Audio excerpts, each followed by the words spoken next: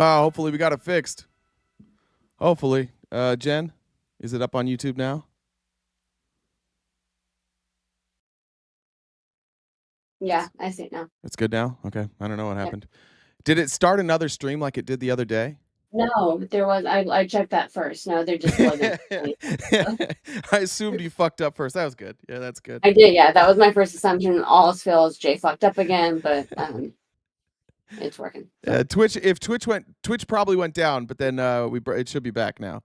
I ended all the streams and then started over. So for those of you who the Twitch stream suddenly ended, it's back. But good to go on YouTube. I'm seeing comments from Twitch. It says we're back on Twitch. Just wanted to shout out, of course, we were talking Bider for the intro music. I don't think anybody has better intro music than we do.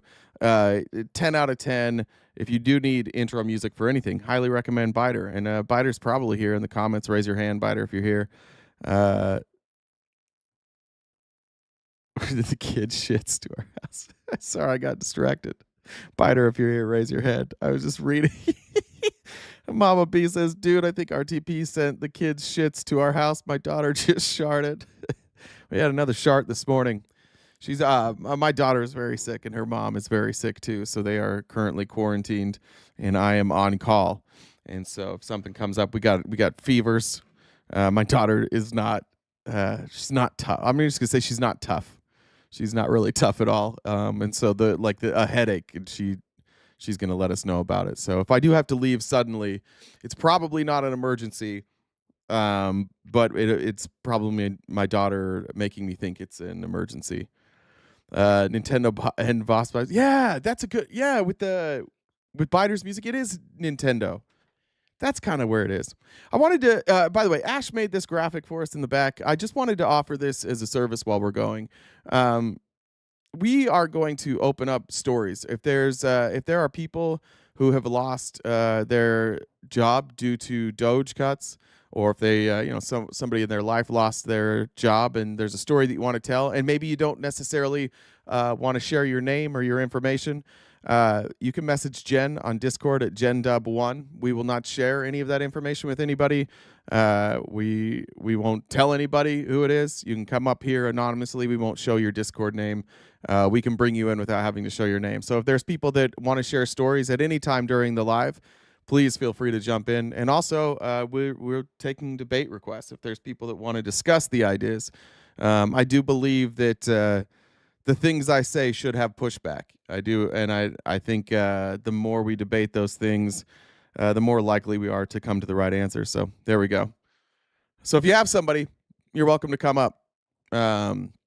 Just message Jen. It's right there. Where is it? Right there. JenDub1 for instructions on joining, and she'll help you that. Hopefully the measles aren't spreading in Arizona. They're going to.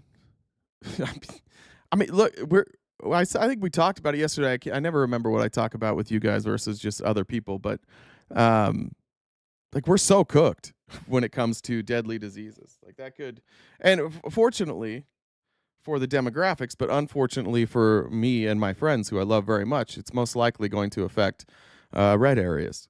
If we get, sounds like a pretty nasty flu going around here. We've got a huge increase in hospitalizations here in the East Valley in Arizona. But if we get a nasty one again, Republicans, they're not gonna trust their doctors. They're just gonna get ivermectin and colloidal silver and call it a day. Fuck Texas and fuck everyone who doesn't know how vaccines work. We're so cooked. A child died from measles in Texas today.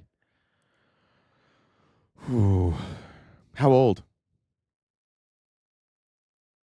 And fuck Tex. I didn't know that. I'm sure it's on Twitter. By the way, Twitter's doing some fucked up shit this morning. Everybody that I follow and engage with that's on the left, nowhere near my For You page. Because yesterday was a bad day. We're gonna cover that. It was not a good day for Republicans. Measles death, Texas. This way you guys can see what I'm doing.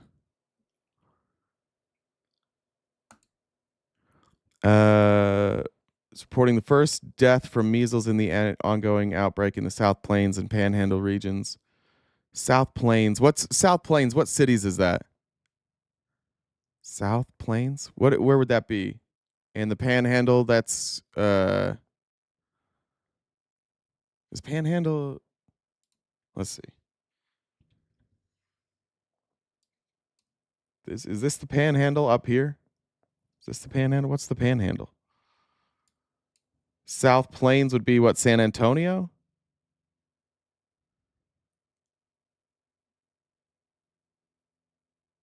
I don't know. Yeah, I've seen the Gaza video. I've got it by I've got it on the show today. Out here. This is the Panhandle? Okay.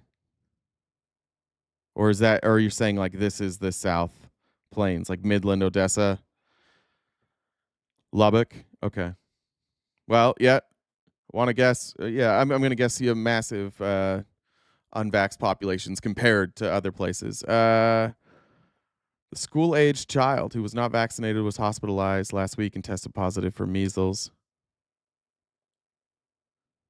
124 cases have been confirmed. Most of the cases are in children. 18 people hospitalized.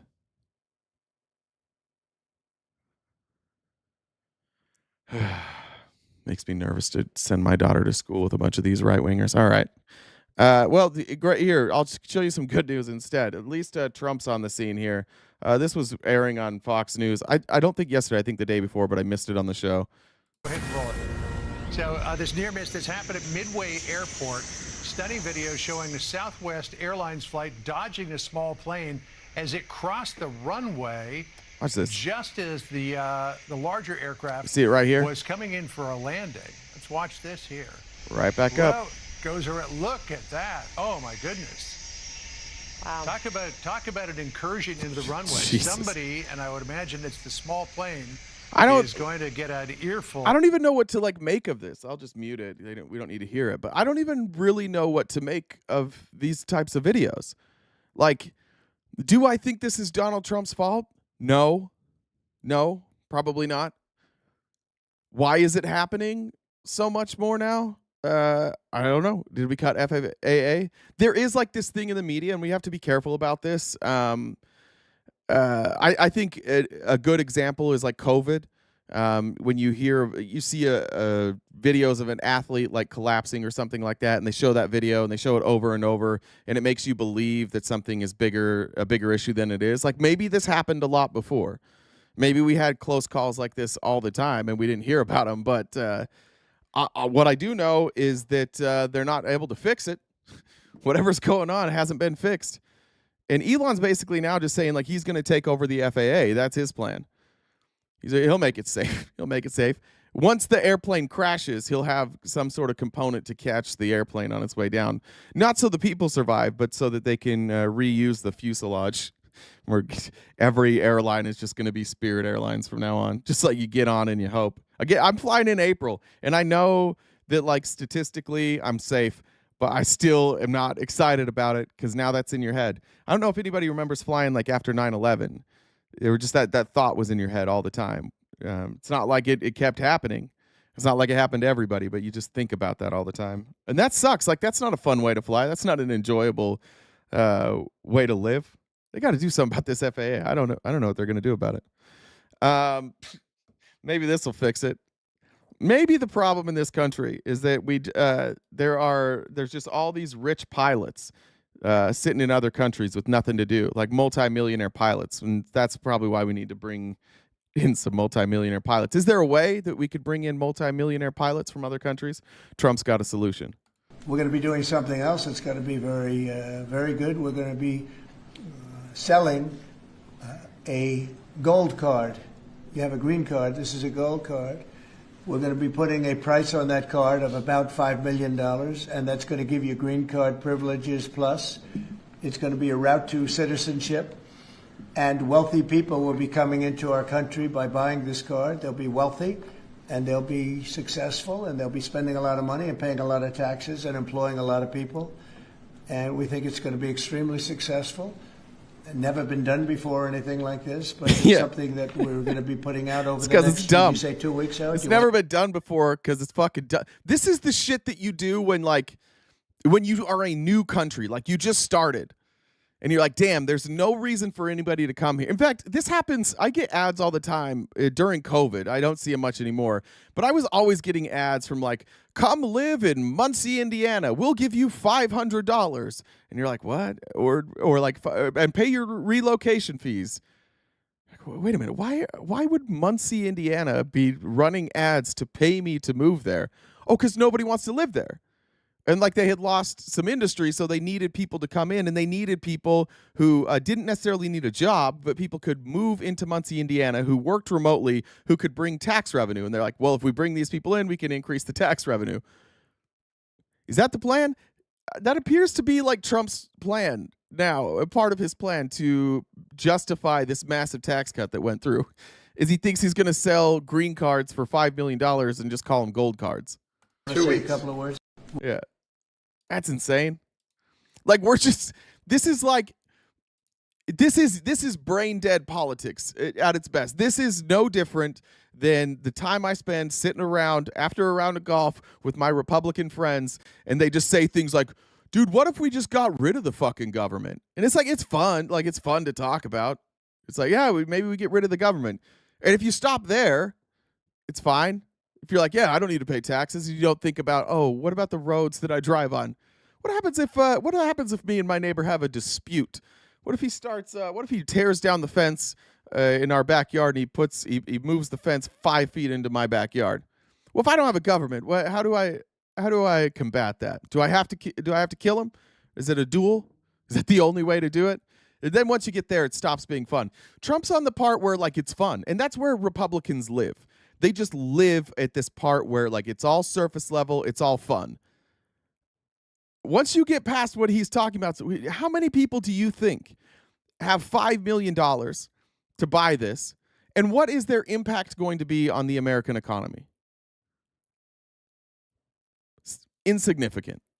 Do you know how many people we would have to bring in just to replace, by the way, the income of people now who are losing their job, the tax revenue from the people now who are losing their jobs.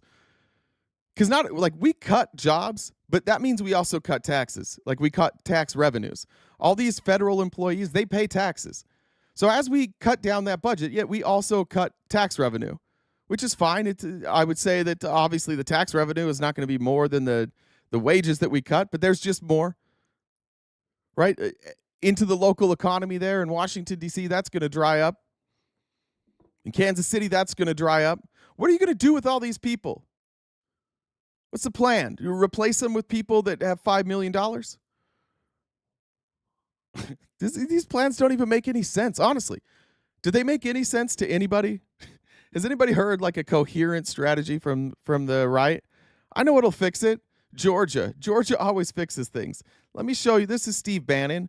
And I show you Steve Bannon, not because I think Steve Bannon has good opinions, but Steve Bannon has popular opinions. And Steve Bannon's opinions on the right usually work. And also the way that tiny MAGA hat is put on that Moms for Liberty cup, that looks like a fleshlight. And that caught my eye for a second. And I thought Steve Bannon had a MAGA fleshlight. And maybe he does. I don't think we should rule it out. But this woman's name is, who God knows, what was her name again? Candace Taylor. Candace with a K. Kandiss. So we know her parents were stupid too.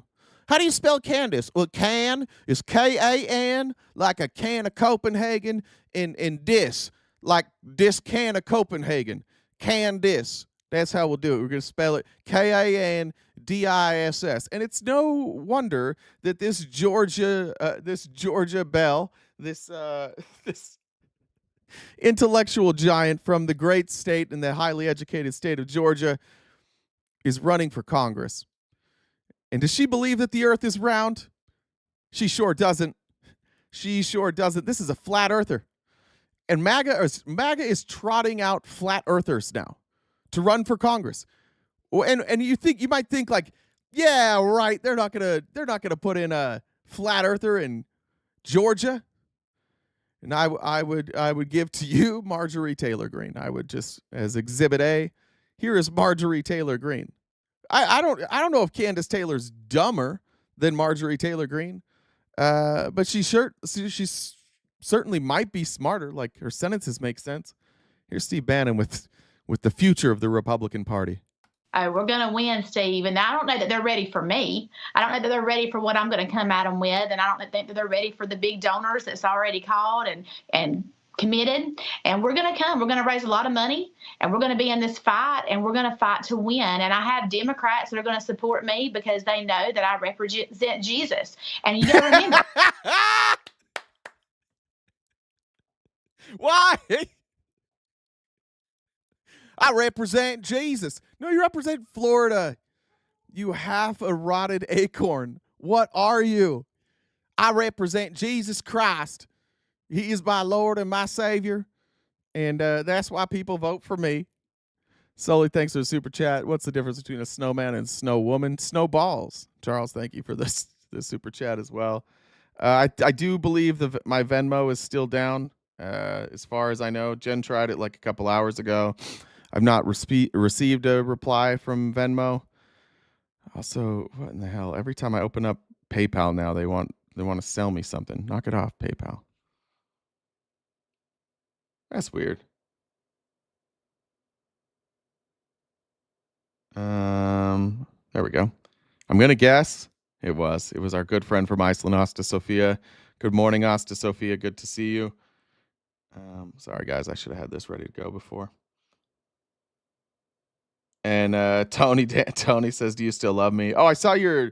I liked your post on X, Tony. I still love you. Listen, brother, everybody in my life that I love, damn near every person I love in my life is MAGA. If I can love them, I can love you. At least I understand your anger. At least when you explain your anger, it's something that's real. It's a little easier for me to deal with things that are real, I think. Let's see. Update this. All right, let's get back to Candace. Candace, be a winning message. I'm in the Bible Belt. I'm in the southern part of Georgia. Yeah, we know. Yeah, we figured that out about 3 seconds into your sentence. Care about morality down here, and we're tired of people ignoring us. We're tired of not being relevant. They're going to be represented by somebody who will not hold back, who will not apologize, and will go for the jugular. And I'm ready to go to DC and blow some things up. Why is this an admirable quality out of the Christian conservatives? I will not apologize. Well, would you when you're wrong, though? Could you do it when you're wrong? Because I don't think that's an admirable quality.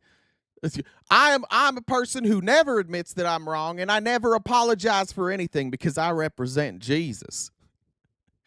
I said it yesterday. I think shout out, by the way, to our content team, marketing team. They put out a clip yesterday of me talking about Christians, but we talked about Christians yesterday. Like, their ideas need to be examined, and they need to they shouldn't get as much credit as they get.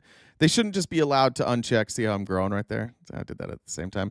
They shouldn't be allowed to just be like unchecked and just like, these are my views and you can't do anything about it. My views are Jesus. I don't think we should allow people to get away with that anymore. She doesn't believe the earth is round. And there are, like, I don't know how many people can vote for her because I don't know how many people are in her district. But a non-insignificant amount of people will vote for her because Jesus. My own mother voted for Donald Trump this last time because of Mike Pence, who told her, don't vote for Donald Trump, and who can't even look at Trump, who can't even be in the presence of Trump because Trump tried to get him killed. Like, Christians do. Like, when you ask yourself, like, why do Christians go along with this?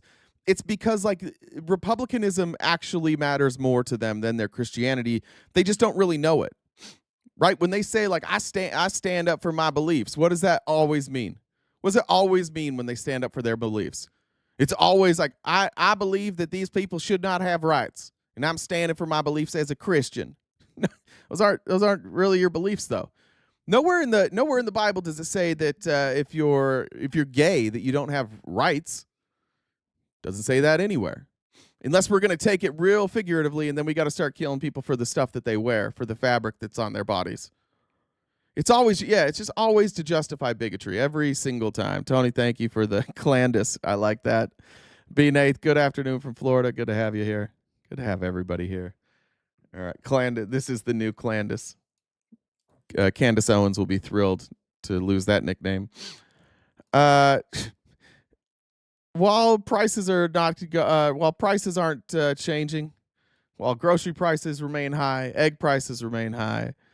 We're on the verge of multiple wars, as Republicans told us. I guess the border crisis is over. What's James Comer gonna do? What's his plan to fix things, James? What are you gonna do, James, for the American people? What are the chances of holding them accountable despite Biden pardoning his family members? 4 years. For 4 years, this moron investigated Joe Biden, couldn't find a goddamn thing. And now they're trying to reopen the investigation because of a preemptive pardon. Again, they still haven't charged him with anything. They haven't even accused him of a crime. And we're going to listen to James Comer one more time tell us what crime Joe Biden committed. Well, I personally don't think the pardons would help. These two guys are in a William Shatner look-alike contest. They're both winning. Up in court. I mean, I would hate to be the attorney who would have to argue how a president can legally pardon his entire family. I would love to be that attorney, and I would love to go before that same Supreme Court. And when they said, hey, why do you think the president can pardon his whole family? And I would say, because like right before the election, like the summer before the election, you guys said that the president can do whatever the fuck he wants. And so I did whatever the fuck I wanted. That's what I would say if I was Joe Biden, or if I was the attorney. Yeah, he just did what the fuck he wanted to do, because you guys said you can just do whatever you want. Now we want limits. We want limits on this. We would like the president to be limited from being able to pardon his own family members. By the way, didn't Trump pardoned Kushner's father-in-law? Nobody said shit about that. Anybody give a is it because it's like preemptive? That's their new thing. Okay. For an 11-year period. I mean, that's not going to fly anywhere. But at the end of the day, the ball is in Pam Bondi's court. Look, we did the investigation. We proved the Biden family took tens of millions of dollars from our adversaries around the world. Joe Biden lied about it. Did you guys hear a crime yet? Did you hear a crime yet? Hunter Biden, they took money from countries that they call her out. By the way, every country that Hunter Biden got money from, Trump has gotten money from, virtually. Except for, I think, with the exception of Ukraine. Like China, he had plenty of money from China. He knew about it. He met with every single person, even though he said he never met with any of them. And then we know... Actually, I take that back. Trump did get money from Ukrainians, specifically for his campaign. They were funneled through... Who was that gremlin-looking dude that flipped on him? That was running around with Rudy Giuliani. What's his name? Somebody help me with the name. Damn. Who was it? The Venmo thing is a hack? Venmo's hacked? Uh-oh. That's not good. Lev Parnas, thank you. Yeah. Lev Parnas funneled money from Ukrainians to Trump. So I guess I take it back. I'm sorry. I stand corrected. And like always, when I am proven wrong, even if it's by my own brain, I like to admit it. And I'm wrong. Donald Trump did take money from Ukraine. According to the IRS whistleblowers, the Biden family never paid a penny of taxes on that $35 million. So I think there's a pretty strong case. According to whistleblowers, now we did see their taxes and we did see that they paid taxes, but according to someone that was paid by Kash Patel, according to these whistleblowers who were paid sums of money by Kash Patel, they didn't pay taxes, even though their taxes say that they paid taxes. This is the dumbest shit. I don't know why Republicans are still on board with any of these dummies. This is so stupid. Like at this point, I am at the point where I'm like, fuck. All right, it's happening. It's just happened. Like I do think we need to just accept the fact that this is happening. It is. There's nothing we can do to stop a bunch of moronic shit from going on until the House is retaken. And I'll show you, like, there's a plan for that too. We need to I think we need to come to the understanding with Republicans, and Republicans, you guys need to be honest now. We no longer have a representative republic. We no longer have checks and balances. This is a coup, and you guys are fine with it. And you might think that after the coup things will get better, But this is just a coup. That's where we're at right now. And that's why they're trotting out these same tired lines. James Comer has nothing to do. This is the Oversight Committee chairman. Republicans in Congress don't have anything to do because they're not allowed to do anything because Trump's doing everything. Their only job is to go on TV and defend Donald Trump. They're not allowed to start new investigations. They passed a tax bill that it was largely just like Trump said, do this. Doesn't matter. Like, I know you told your constituents that you were worried about the deficit, but we're going to explode that deficit, okay?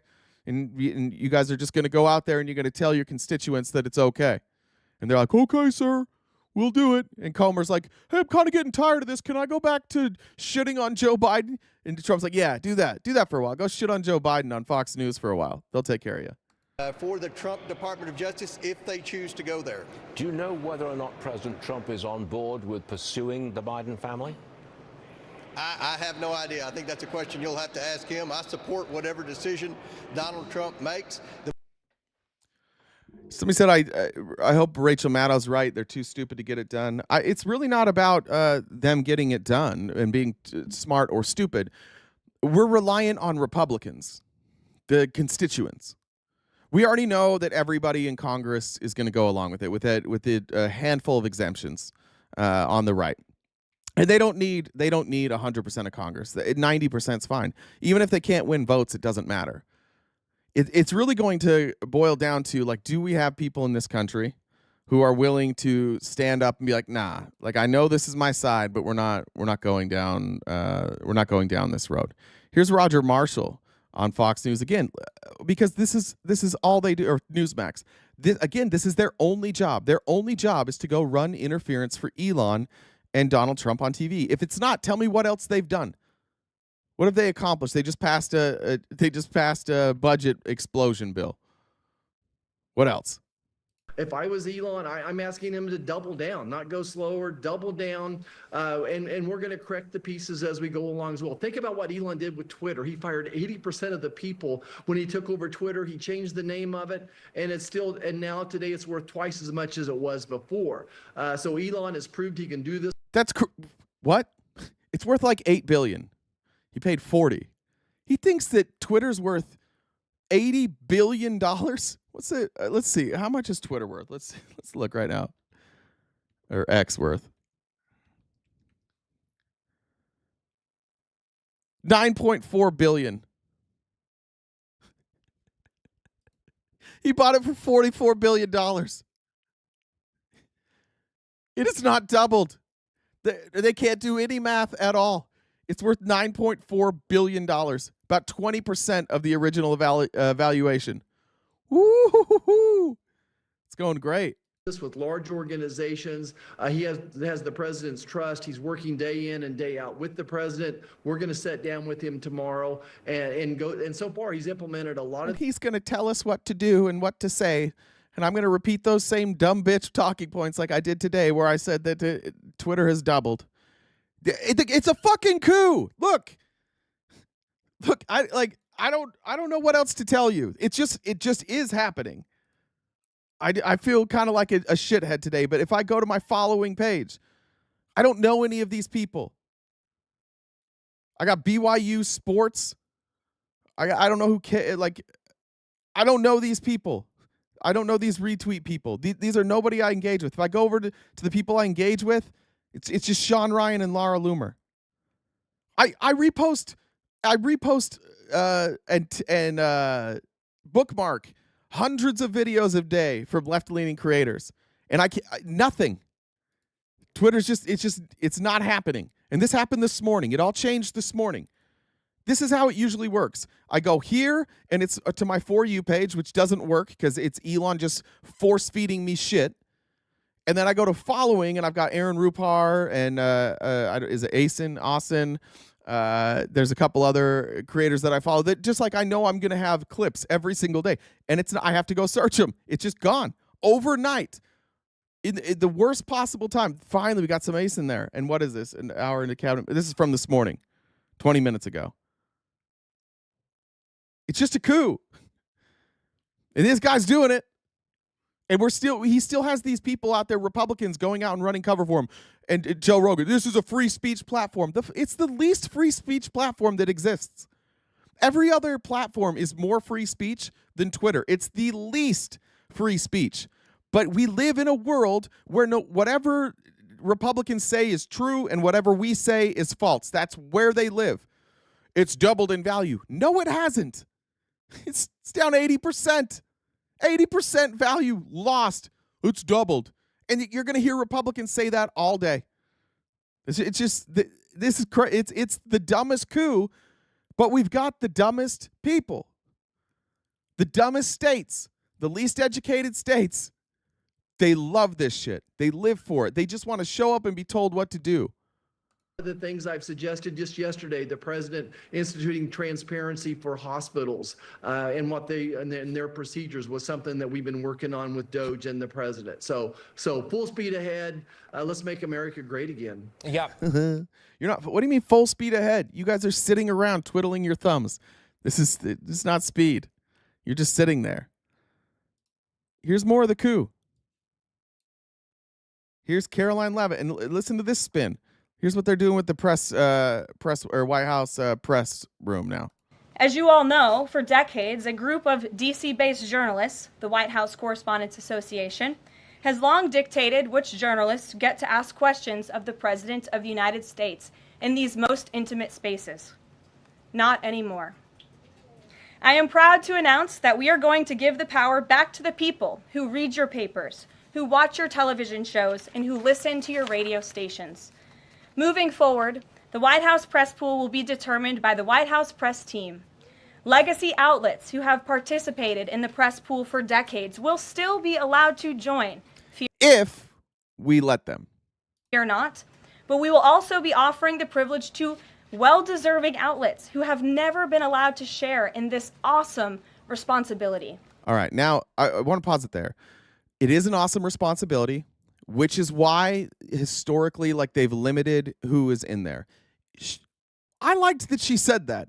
I like that she said it's a responsibility because it's a responsibility for the press to inform the people, right? And to ask difficult questions. Now, I signed up for this. There was a link that they put out that was like, you can sign up for press credentials. I'd be interested to see who heard back. I didn't think I would hear back. I don't have a following that would warrant me leapfrogging very many people, but I'd be interested to see who heard back. But it is a responsibility. Now, it's a responsibility to me and to the American people that we have a press that challenges our government and holds them accountable. That's not what she's talking about. The responsibility she's talking about, she's going to lay out now. I want to break it down like that. She says there's this awesome responsibility, and now I'm going to tell you what your responsibility is as journalists. Just like we added a new media seat in this briefing room, legacy media outlets, I think that means they kicked out HuffPost, but outlets who have been here for years will still participate in the pool, but new voices are going to be welcomed in as well. As part of these changes, we will continue the rotation amongst the 5 major television networks to ensure the president's remarks are heard far and wide around this world. We will add additional streaming services which reach different audiences than traditional cable and broadcast. This is the ever-changing landscape of the media in the United States today. We will continue to rotate a print pooler who has the great responsibility of quickly transcribing the president's remarks and disseminating them to the rest of the world. And we will add outlets to the print pool rotation who have long been denied the privilege to partake in this experience, but are committed to covering this White House beat. We will continue to rotate a radio pooler and add other radio hosts who have been denied access, especially local radio hosts who serve as the heartbeat of our country. No, they don't. Just no, they don't. Fun. That was cute. Nobody listens to local radio. Just like a handful of old people. And we will add additional outlets and reporters who are well suited to cover the news of the day and ask substantive questions of the president. Here is the direction. Here's what you are allowed to do. Questions of the president of our country. And we will add additional outlets and reporters who are well suited to cover the news of the day and ask substantive questions of the President of the United States, depending on the news he is making on that given day. You can ask him questions only about what he's covering that day. Did we hear that? Let's hear it again. These are no uncertain terms. There are qualifiers to what questions you can ask. The privilege to partake in this experience, but are committed to covering this White House beat. We will continue to rotate a radio pooler and add other radio hosts who serve as the heartbeat of our country. And we will add additional outlets and reporters who are well suited to cover the news of the day and ask substantive questions of the President of the United States, depending on the news he is making on that given day. So let's say that he just goes and bombs the shit out of Palestine. And then he shows up and he's like, today we're talking about the border. And somebody from the press says, why did you bomb Palestine? That's not what we're talking about today. But I would like to know that's not what we're talking about today. But I'd like to know, remove them. The thing about this group is like, they might be stupid, but they sure as shit are confident because they're just saying it. They're just out loud. They're just saying like, here's how you can be here. You talk about only what we want you to talk about. And if we have negative press coverage, now we've got a bunch of people we can replace you with. This is how they do it. Jamie says she just wants to win something, ran for Senate and governor in the past. I think you were talking about Clandis there. Gotcha. I think Newt Gingrich is wrong here. Here's what Newt Gingrich, the last time we saw like real attempts at cutting government spending was Newt Gingrich's led House. And he was able to get bipartisan support with the Democrats. Here's Newt Gingrich giving sage advice to the old Republican Party who gave a shit about the Constitution, who gave a shit about checks and balances. This is outdated advice. The big challenge for Musk is that he's an entrepreneur. He's used to doing things his way. Governing is a team sport. You have to have the Secretary of Treasury agree if you're going to be in Treasury. You have to have the Secretary of Defense agree if you're going to be in Defense. And Musk is going to have to learn, which will be very hard for him, that he's got to be a team player. He's not the president. You know, Trump doesn't have to be a team player. Trump is the leader. But everybody under him, and Musk in a sense, is just senior staff. He's not even confirmed by the Do you see how, like, weirdly, all these Republicans, when they go on, they have to say, like, oh, Trump can do whatever he wants. Everybody's so afraid of him. And they're afraid of him because it works. Because he's a scary person. If you're on the right and you want to tell the truth, Donald Trump is not a person you want to fuck with.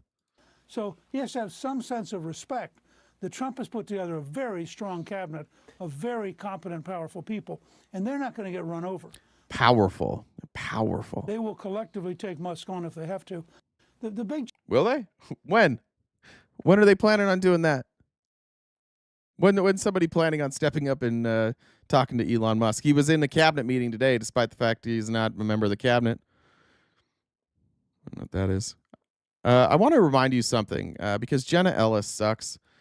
Jenna Ellis was an attorney with Rudy Giuliani. I assume she was hired because she would do and say anything, because before all other things of Jenna Ellis, and I see a lot of Jenna Ellis, above all, Jenna Ellis is dumb. She's not a terribly intelligent person. She's an ideologue. She is driven completely by her Christianity, and she might have passed law school, but she doesn't apply any of the principles that she learned there. This was from her after Trump tried to steal the election, and this was her deposition given before Georgia prosecutors. And just a reminder that people in Trump's team who thought at the time that they were going to cooperate because this would be the end of Trump, and they saw the writing on the wall, and they cooperated, and then it wasn't, and then they had to crawl back to Trump. Just a reminder what they said when they're like, oh, all right, fine, you caught us. Okay. And at the time period where they were going to start to discuss, what was Dan Scavino's role? At the time, I believe his title was social media director for the White House. It became deputy chief of staff at the time that the conversation in question took place. Okay, and when was that? The conversation was around December 19th of 2020 at the White House Christmas party. And I emphasized to him, I thought that the claims and the ability to challenge the election results was essentially over, because he said to me in a kind of excited tone, well, we don't care and we're not going to leave. And I said, what do you mean? And he said, well, the boss, meaning President Trump, and everyone understood the boss, that's what we all called him. He said the boss. Yeah, similar to like what you do in the mafia, the boss. Like he literally like operates like a mafia don, and they call him the boss because they know like that's how he likes to be referred to. Is not going to leave under any circumstances. We are just not going leaving. to stay in power. And I said to him, well, it doesn't quite work that way, you realize. And he said, we don't care. Okay. The only reason Trump didn't stay in power is because too many people told him he couldn't. He doesn't have anybody that tells him he can't do stuff now. And I'm going to get to some of that later with some of the people and what they're advocating for him to do. I appreciate the Republican voters that are standing with us. I would just ask everybody that's here, like, if you can share these videos with your Republican friends when they go out. If you have Republican friends, we need Republicans. Now is not the time to tell all the Republicans, well, I told you so. I told you so. Fuck you. Now is the time we need them to join us in this resistance, because it matters. It's the only chance. The only chance we really have of changing the direction that we're going in is if you get a bunch of Republicans who stand up and join. That's the only. Otherwise, our country is fundamentally changing. I agree. The media should get up and walk out. Who the fuck cares what Caroline Leavitt says? Honestly, Trump press conferences largely are just massive distractions. If I had a media company and I was limited on my resources, one of the first places I would probably cut out would be the White House press room. I didn't think it was that important with Biden. I don't think it's that important now. They just sit up there and they give you the propaganda. There's no real substance to it. It's all gotchas or just like, fluffing each other. The Republicans went out though, and I hope Republicans saw this. Republicans went out in force along with Democrats, worried about cuts being made to Medicare and Social Security. And this is Representative McClain. I don't remember where she's from. Listen to how she talks about these Republican voters, and again, some not Republican voters. So good morning, everyone. And this video sucks, like the quality sucks, so I'm sorry. It's the best one I could find. I want to start with last week. Videos of protesters yelling at members of Congress went viral, right? But the content focused on the confrontation, not the why. Some of the people that hijacked those town halls are happy with the bloated status quo. They want the bloated status quo to continue. They don't want to get our country. And just consistently point out that every time they take a microphone, they lie about what we're upset about so that they can excuse what they're doing. Every time. Not one goddamn person is like, I want the bloat. Please give me the bloat. In fact, nobody even says don't cut. Everybody's just saying, please don't give unfettered access to Elon Musk. And please maybe be a little more compassionate to human beings who have spent their entire working life working for the federal government, taking a job that doesn't pay well but has good benefits. So, you take that, you put away the private sector for now, but when you retire, you're going to be good. You don't have to worry about your benefits drying up.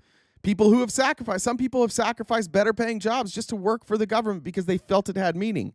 And those people are run out. That's what everybody's upset about. Don't let them lie and be like, oh, you guys like bloat. Because that's the only way they can justify their position. It's the only way. That's why they all lie every time they do it. And I'm going to, I was thinking back to the last debate I had, some of the Republican debates, it's always redirect. Change the argument.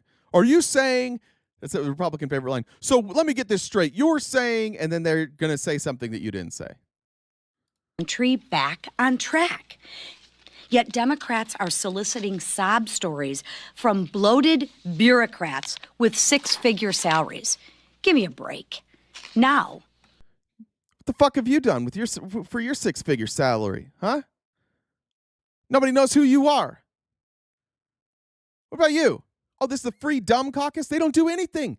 In fact, the Free Dumb Caucus has basically had like one win in the last 4 years. And they're let's call it two. They got rid of Kevin McCarthy, and now they increased the amount of the deficit is going to go up. They used their negotiating skills and their leverage in the Republican Party to make sure that the budget goes up. The budget deficit goes up.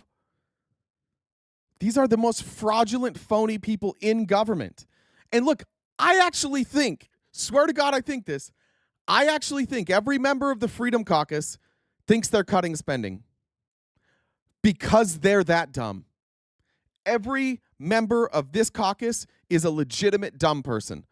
I hear from Andy Biggs every single day. Every single day Andy Biggs is tweeting out some more dumb shit, and I think he might be the chair or like the vice chair of the Freedom Caucus now. Nobody thinks what the Republicans are saying. The Republican voters would not come to these answers on their own. These are nonsensical. Here's Lee Zeldin. Now Lee Zeldin's on Fox News, and he's talking about what we should do with the money that was appropriated that has already been sent out. The money that Congress, who controls the purse, appropriated and Biden approved. What should we do with this money that has already gone out? You get the money back. I mean, if it was committed by the administration before Biden left office, it was committed to this group, can you get it back? That's something that we're working through right now with the Justice Department. They're engaged with Citibank. Here's one of the problems is that deliberately, the way the Biden EPA drew this up, if I do a notice of exclusive control to the bank, it actually gives the NGOs more power, not less. They can respond by telling the bank, now I want you to send my $2 billion to this other external bank. So the financial agent agreements, the account control agreements, which, by the way, we're getting amended up to just days before Inauguration Day. It's something that we are working through because the Biden EPA... By the way, they're getting amended and updated every single day of the year. So this is another way that they're trying to spin this. They keep trying to spin these narratives that Democrats were doing shady shit on their way out the door. These get amended every day. You know why they get amended every day? Because it's appropriated funding and they're tracking the spending of those appropriated funds. So you think of the amount of NGOs that are out there and the amount of funds that they have spent. It changes every day. So they're dumb or they're lying. They're dumb or they're trying to make you feel like something's going on. Why? So they can, and I can't emphasize this enough. I'm going to be so fucking annoying today. I can't emphasize it enough. The reason they want to take this money back is because they passed a tax bill that says that they have to pay for the tax cuts that they're giving to billionaires. So because they can't find the funds, they can't find any way to justify these tax cuts, or they're doing spending cuts, and that's not enough. And now they're saying, not only do we have to do spending cuts, we have to go take money back from non-profits to give money to billionaires. That's the story here. This is what's going on. We have a tax cut, and Elon is trying to find ways to justify the tax cut that he is going to benefit from, and he's cutting spending in order to try and balance it out. And the Republicans, best case scenario, by their own math, by their own mouths, best case scenario, it explodes the deficit by something like $800 billion. That's best case scenario. They cannot pay for this tax cut. They know they can't pay for this tax cut. They're admitting they can't pay for this tax cut. They're literally stealing from the poor to give to the rich. Thanks, Christians. Thanks, Christian conservatives. Appreciate the fuck out of you guys. Thank you for stealing money from poor people so you can hand it off to rich people. And you'll have Republicans like, oh, you're just demonizing the rich. Well, actually, no. Right now I'm demonizing fake Christian Republicans. That's who I'm demonizing right now.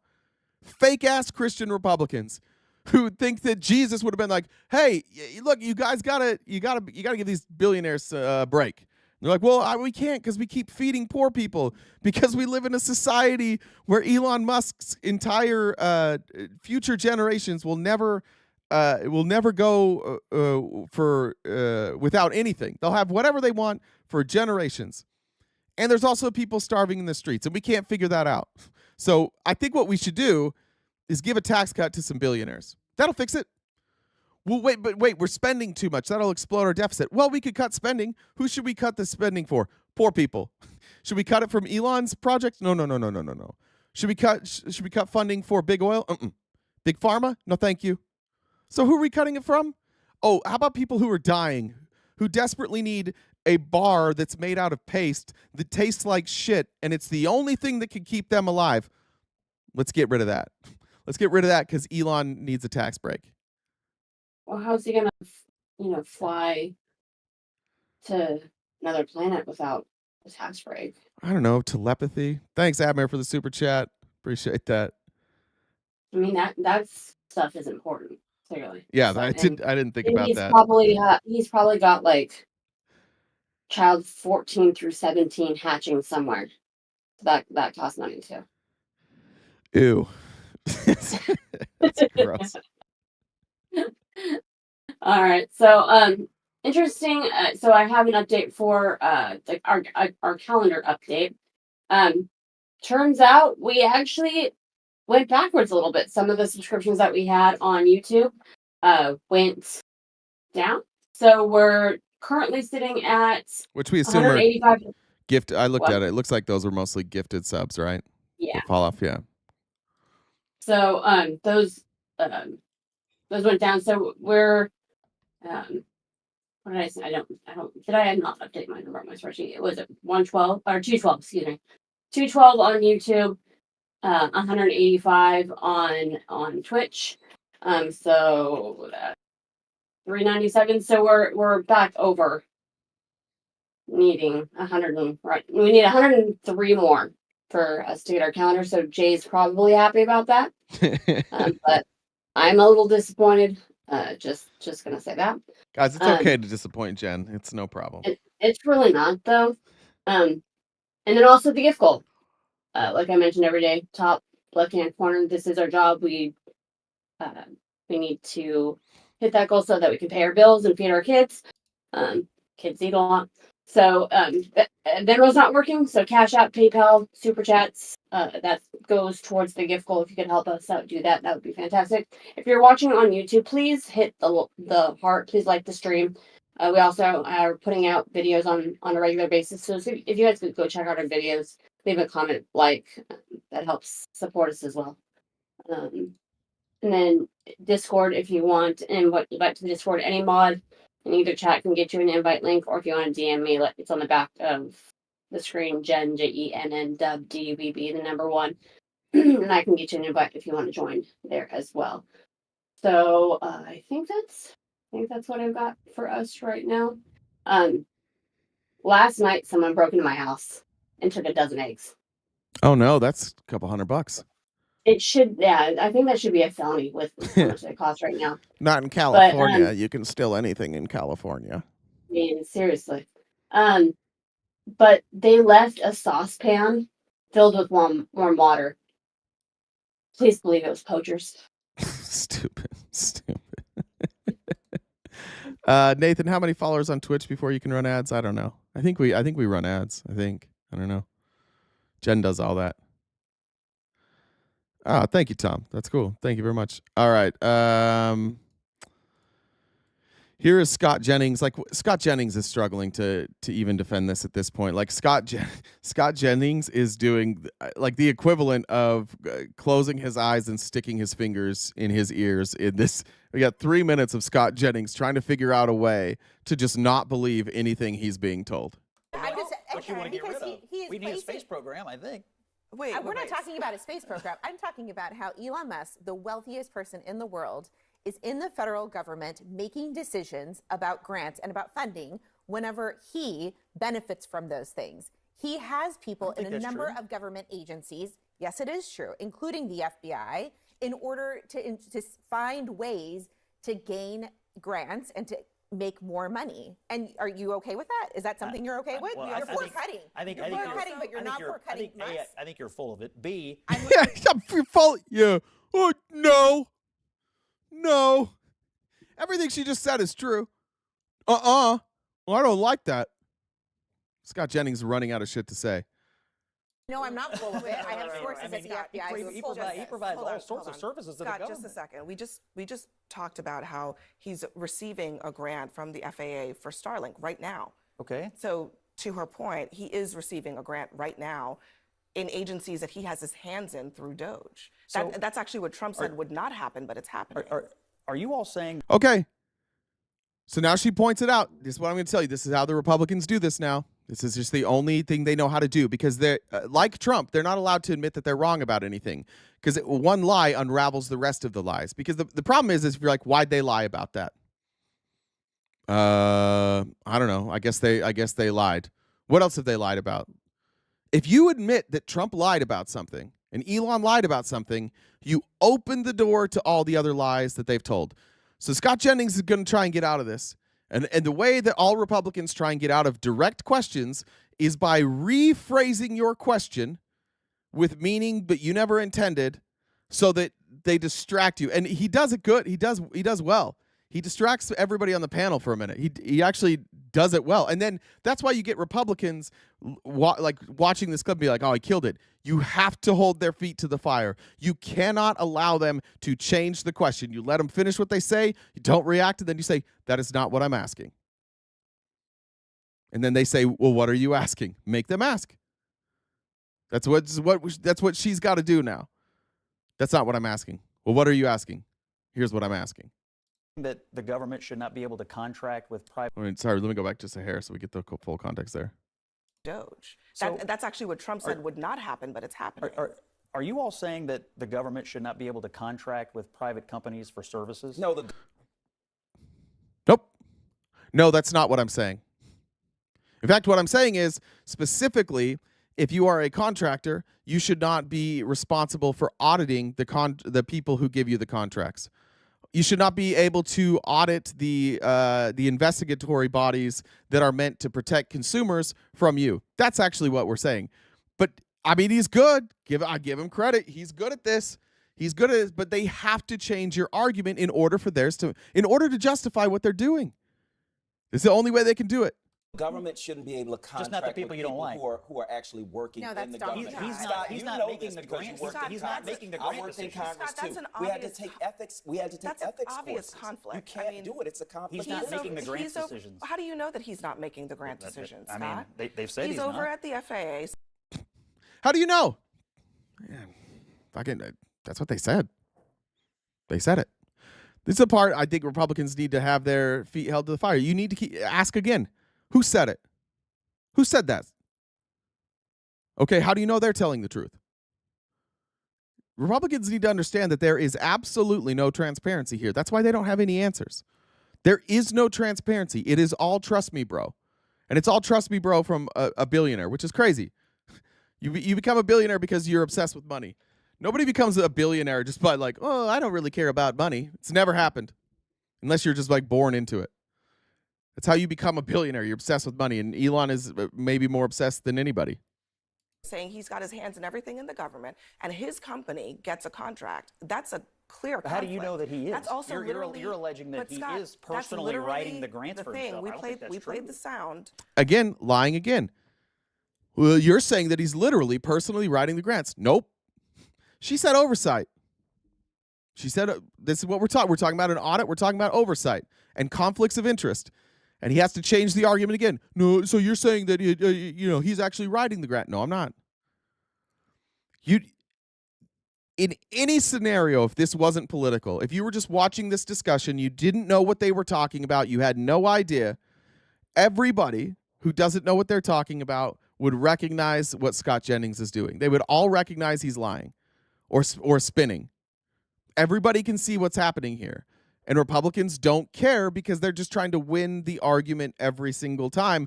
And they don't really care. Like, I don't think honestly, I don't think they know enough to figure out what's going on because nobody on their side gives them enough. You don't have to be an intellectual on the right to get a follow. In fact, the biggest creators on the right are not intellectuals. The people with the most followings who get the most clicks, they're just like, they're clickbaity people. Those are the most popular people on the right. And frankly, we got some of that on our side too.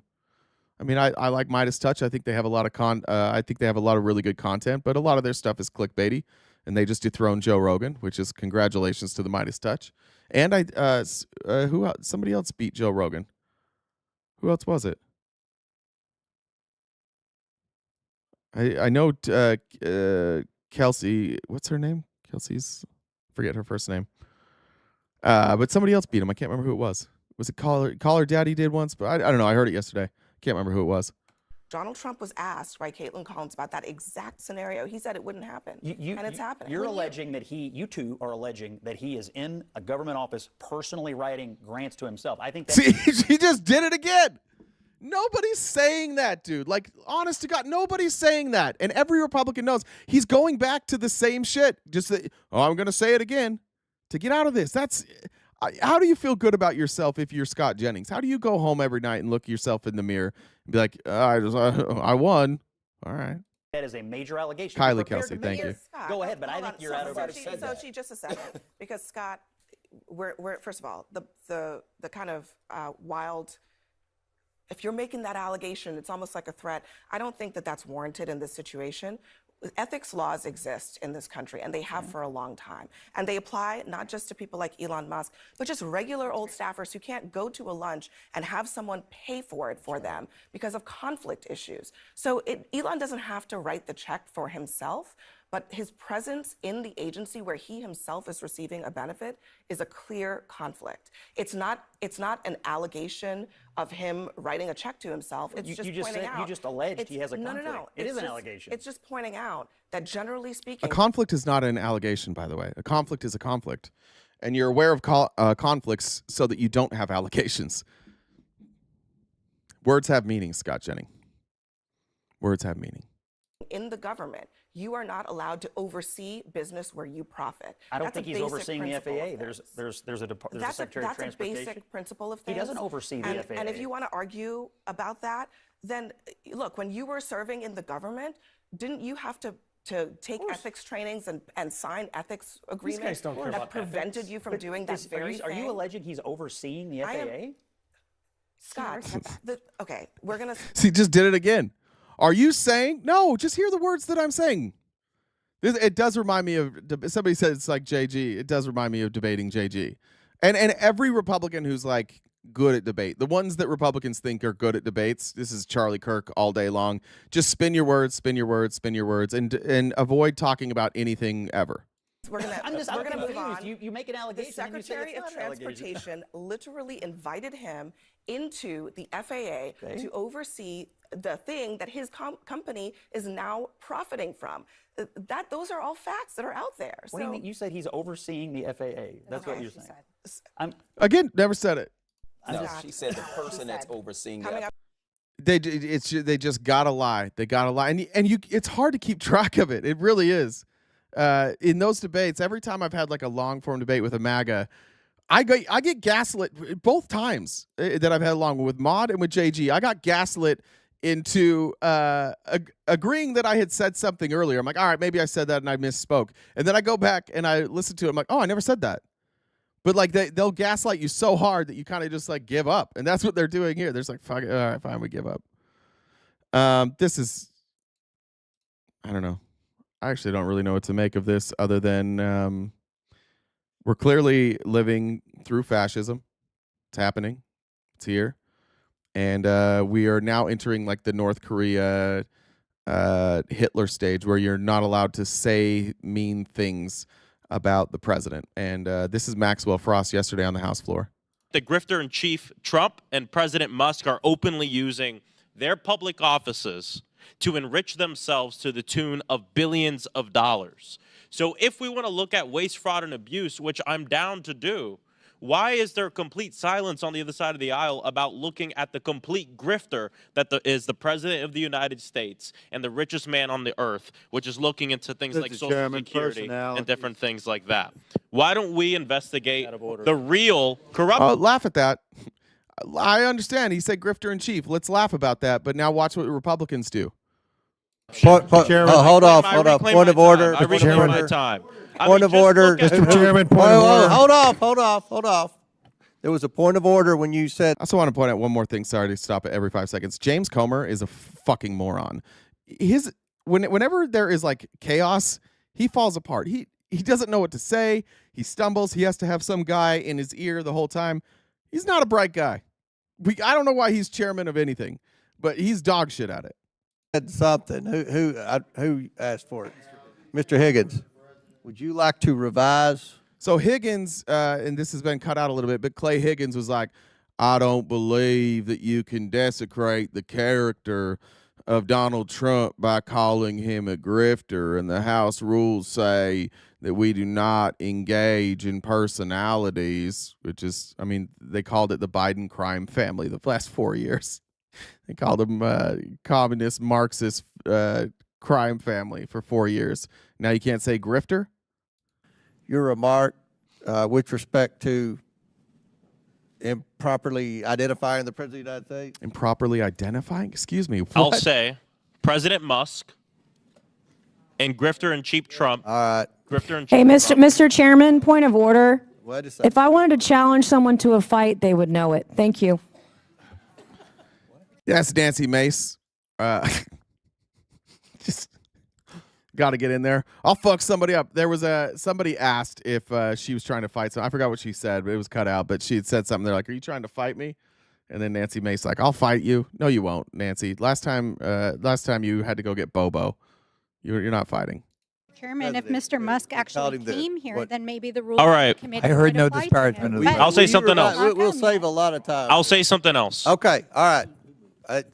We're going to let Chair recognize Mr. Frost. You still have 3:49. You're going to maybe revise the disparaging comment about the president because that's supposed to be our decorum here. And It is supposed to be. President Musk and the President of the United States, Donald Trump, who is engaged in grifting of the American people, often use their public offices to enrich themselves. Someone on the other side was just asking, how would you feel if you called someone else from the Hold off, Mr. Frost. Hold off. There's a pending motion for disparaging the president. I will say the president's grifting because you spent the last... Disparaging the president. There is a motion. By the way, the motion was to silence him. The motion was to take his words out of the record, cut his mic, and say, you're done. Because you said the president is a grifter. On this day, Donald Trump was at the Oval Office showing merch that he was selling, bragging about the merch that says Trump was right about everything. He was selling merch from the Oval, and they want to silence Maxwell Frost for saying he's a grifter? Where's the free speech, folks? Where are you guys at? Admir, if you're still here, I'm going to bet your Republican friends aren't covering this today. And if they do, I can't wait to hear how they defend it. 2 years, like President Take Biden down was corrupt. his words. I can say that Trump is grifting. What I will withdraw is calling him grifter-in-chief.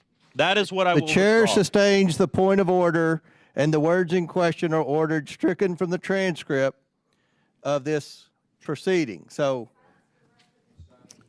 the member is barred from further participation. Crockett, insulting people's appearance as well as trying to fight them isn't a problem.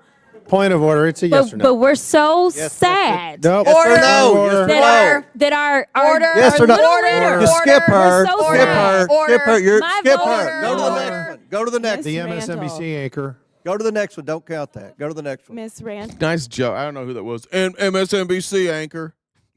Bitch, you put a Fox News anchor as Secretary of Defense. You don't get to make statements like that anymore. The FBI director and the assistant FBI director are fucking podcasters. Shut the fuck up forever about that. Oh, she's been on TV. That's what they're saying now. Now They have silenced Maxwell Frost, cut Maxwell Frost's words from the record. Those no longer exist on the record. And while the other people on the DNC side try and say, hey, you can't just squash someone's free speech while they take a roll vote, now you have Comer saying, no, ignore her, go on to the next. This is Congress, Republicans, free speech Republicans, voting to make sure a Democrat can't call Trump a grifter. That's it. That's the free speech that they love so much. Dole votes no. Mr. Subramaniam. Mr. Subramaniam votes no. I want to say it's despicable that this committee is going to silence me for bringing The up gentleman's words have been Mr. taken Frost, down. He's not corruption. permitted to speak for the rest of the hearing. Making millions of dollars. Mr. Ranking Member, I'm going to have the Sergeant at Arms remove him if he doesn't refrain.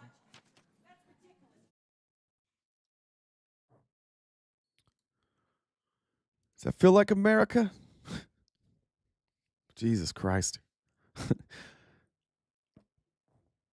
Like you watch history. This was history. This was history of people warning and petty shit, like calling him a grifter. Got his mic shut down. They're silencing speech of Trump. Don't call daddy names. Don't do it. Yeah, not permitted to speak. And if he continues to speak, will be removed by the Sergeant at Arms, or Sergeant of Arms, excuse me. I think it's important that that we revisit history. I think it's important to note that for 4 years, Republicans have been lying about the fact that this is exactly what they were going to do. The interesting thing about this election and what has happened afterwards is that, ironically, we were right about everything, and Republicans are admitting we were right about everything, but they lied about it going up to the election. I don't get why. Why didn't they just campaign? If it was so popular, why were they lying about it? Why were they lying about doing this exact thing? Here's Jamie Raskin's opening remarks yesterday, just reminding people of exactly how we got to this point and how Republicans do not do democracy. They hijack every process. They have no acceptance for norms, decorum. They just force their way in everything. I'm Judge Timkovich. I'm delighted to see you, and thank you for joining us today. We've convened because of a broken promise, and I don't mean Donald Trump's promise that egg prices would be lowered immediately on the first day of office. Of course, they're now more expensive than they've ever been in U.S. history. And I don't mean the promise to end Russia's filthy war on Ukraine on day one. Everybody knows that Donald Trump has now declared that President Zelensky is a dictator and that he started the war against Russia, even though we've got tape of Donald Trump at the time declaring Putin's war on Zelensky as an act of genius. But now I refer to a promise of the old-fashioned legislative variety, the kind that Congress used to run on when our word was our bond around here. Democrats and Republicans agree that the courts need to have more federal judges. It's been more than 3 decades since we passed a law to increase the numbers of judges on the bench. We had a bipartisan deal last Congress to give the courts the added judges they need. Okay, so they're talking about this bill that they, you might have remembered we covered it in like October. During the Congress, basically, or during the first part of Biden's administration, there was this idea floated that we needed to expand the amount of judges that we had. And initially, Republicans were on board with it. They were like, yes, but the caveat is we're not going to do it during Biden's term. The only fair way to do this is to wait until the next term. And so many Republicans agreed on. Democrats are like, okay, that's fair. We need to expand it, but we'll wait until the next term before you can nominate new judges. And then I think it was going to be 2 in one term and then 2 the next term. So you had like 2 terms. Well, when the numbers weren't looking good, Republicans were like, no, we're not going to agree to this, because they were afraid that they would lose their majority if Harris were going to win. Then immediately after the election, Republicans reintroduced this bill, but they reintroduced it so that it would take place day one of Trump's administration. And the Republicans or the Democrats said, no, of course we're not going to go with it. Of course we're not going to do this. We will happily sign this bill with you, but it starts after Trump's term. So whoever's president next gets to pick. And the Republicans said no. The Republicans will not agree to do something that they all want to do unless they're guaranteed to pick the judges. And Democrats are like, listen, we'll play. We'll do it. We'll roll the dice. We'll play with you guys. Like, we think that this needs to happen, and we think the voters need to speak on this.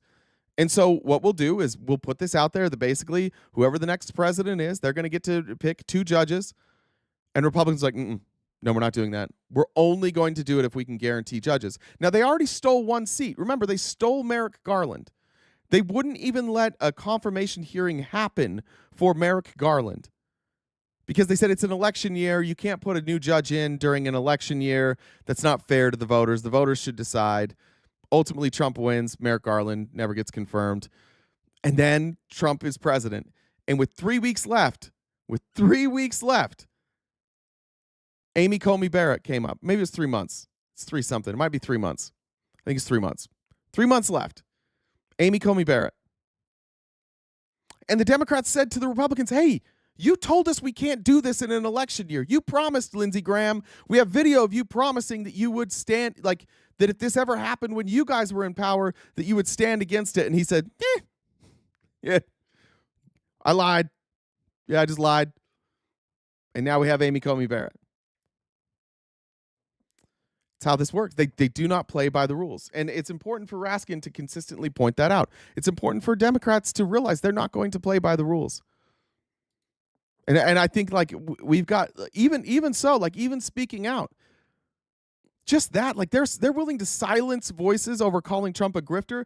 Trump is the most obvious grifter. I don't even know how you defend that Trump is a grifter. Trump is a grifter. He's like hawking merch. Kash Patel, grifter. Dan Bongino, grifter. Most of the cabinet, they're all grifters. They all had podcasts. Pete Hegseth, grifter. The whole fucking thing is grifters. They're all just trying to make a buck before they fuck America over.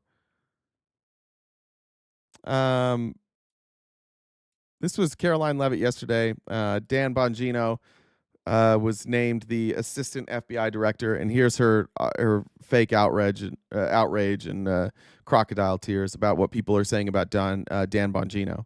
And I think it's quite despicable to see many networks in this room who have had chyrons on their television screens labeling Mr. Bongino as a far-right podcaster. He is not. He is a former law enforcement agent. He is a former Secret Service agent who... Two good indicators that you're on the far right is if you were in law enforcement. Those are pretty good indicators. A lot of law enforcement is far right. Put his life on the line to protect this country, and that is why the President of the United States has entrusted him for this important role. He's all, All right, so she doesn't like that he's being labeled a far-right podcaster because he was a cop, which doesn't make any sense. But the reason people are calling Dan Bongino a far-right podcaster is because he is. He does not believe in democracy. He does not believe in freedom. He believes in fascism, specifically Christo-fascism. We're not forgetting about any of this, lefties. Are you listening to us? We here. I don't care what you're hearing from Republicans on Capitol Hill. We are not forgetting about shit. Do you get that? We are going to hold every one of these people accountable. And if we... For what? What are you holding us accountable for? COVID? For saying Trump was a criminal? What are you holding us accountable for? Do you see the rage? He's pissed off that nobody went down for his conspiracy theories.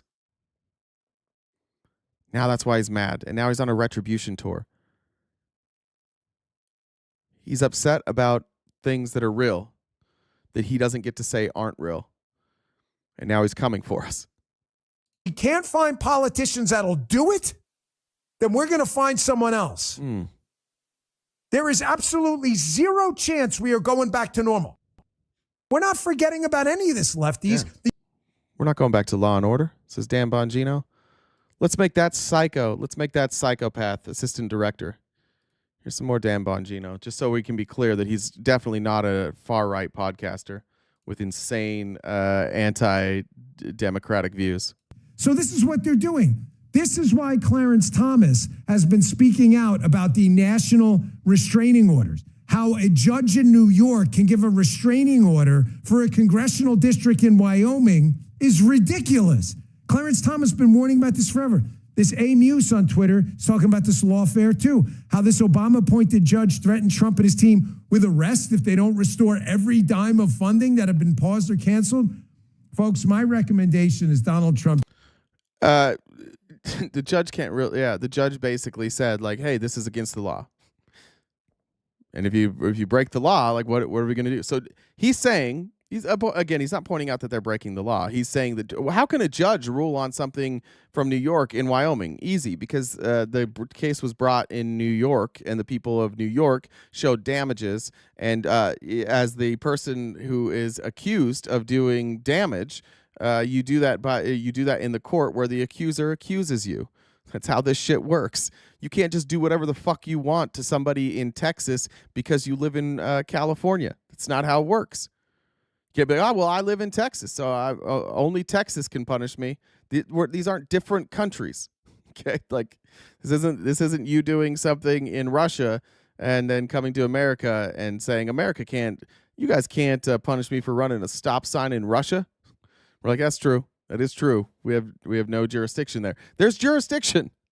It's crazy to say that, but now that he has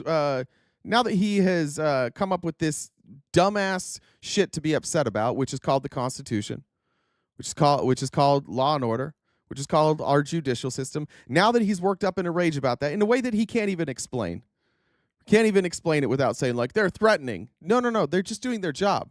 Their job is to rule when the president oversteps his bounds, which the president did, and they ruled that the president overstepped his bounds. So spin it real quick, get real angry so that you can be a fucking psycho and threaten people. I wonder if that's what he'll do.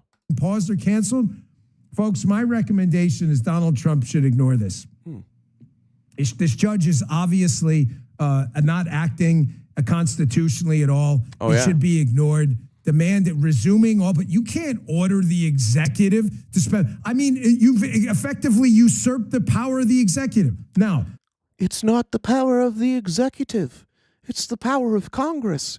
And they're saying that Trump usurped the power of Congress. You goddamn fucking moron. They're so dumb. Like, rising to the top of the GOP is just, if you're angry and you look tough, Trump's got you. But these are not intelligent people. He has no clue what he's looking at right now. Assistant director of the FBI. That's who this guy is. Before I get to the next, I'm going to play your video by Crazy. Big Balls McGroin is here.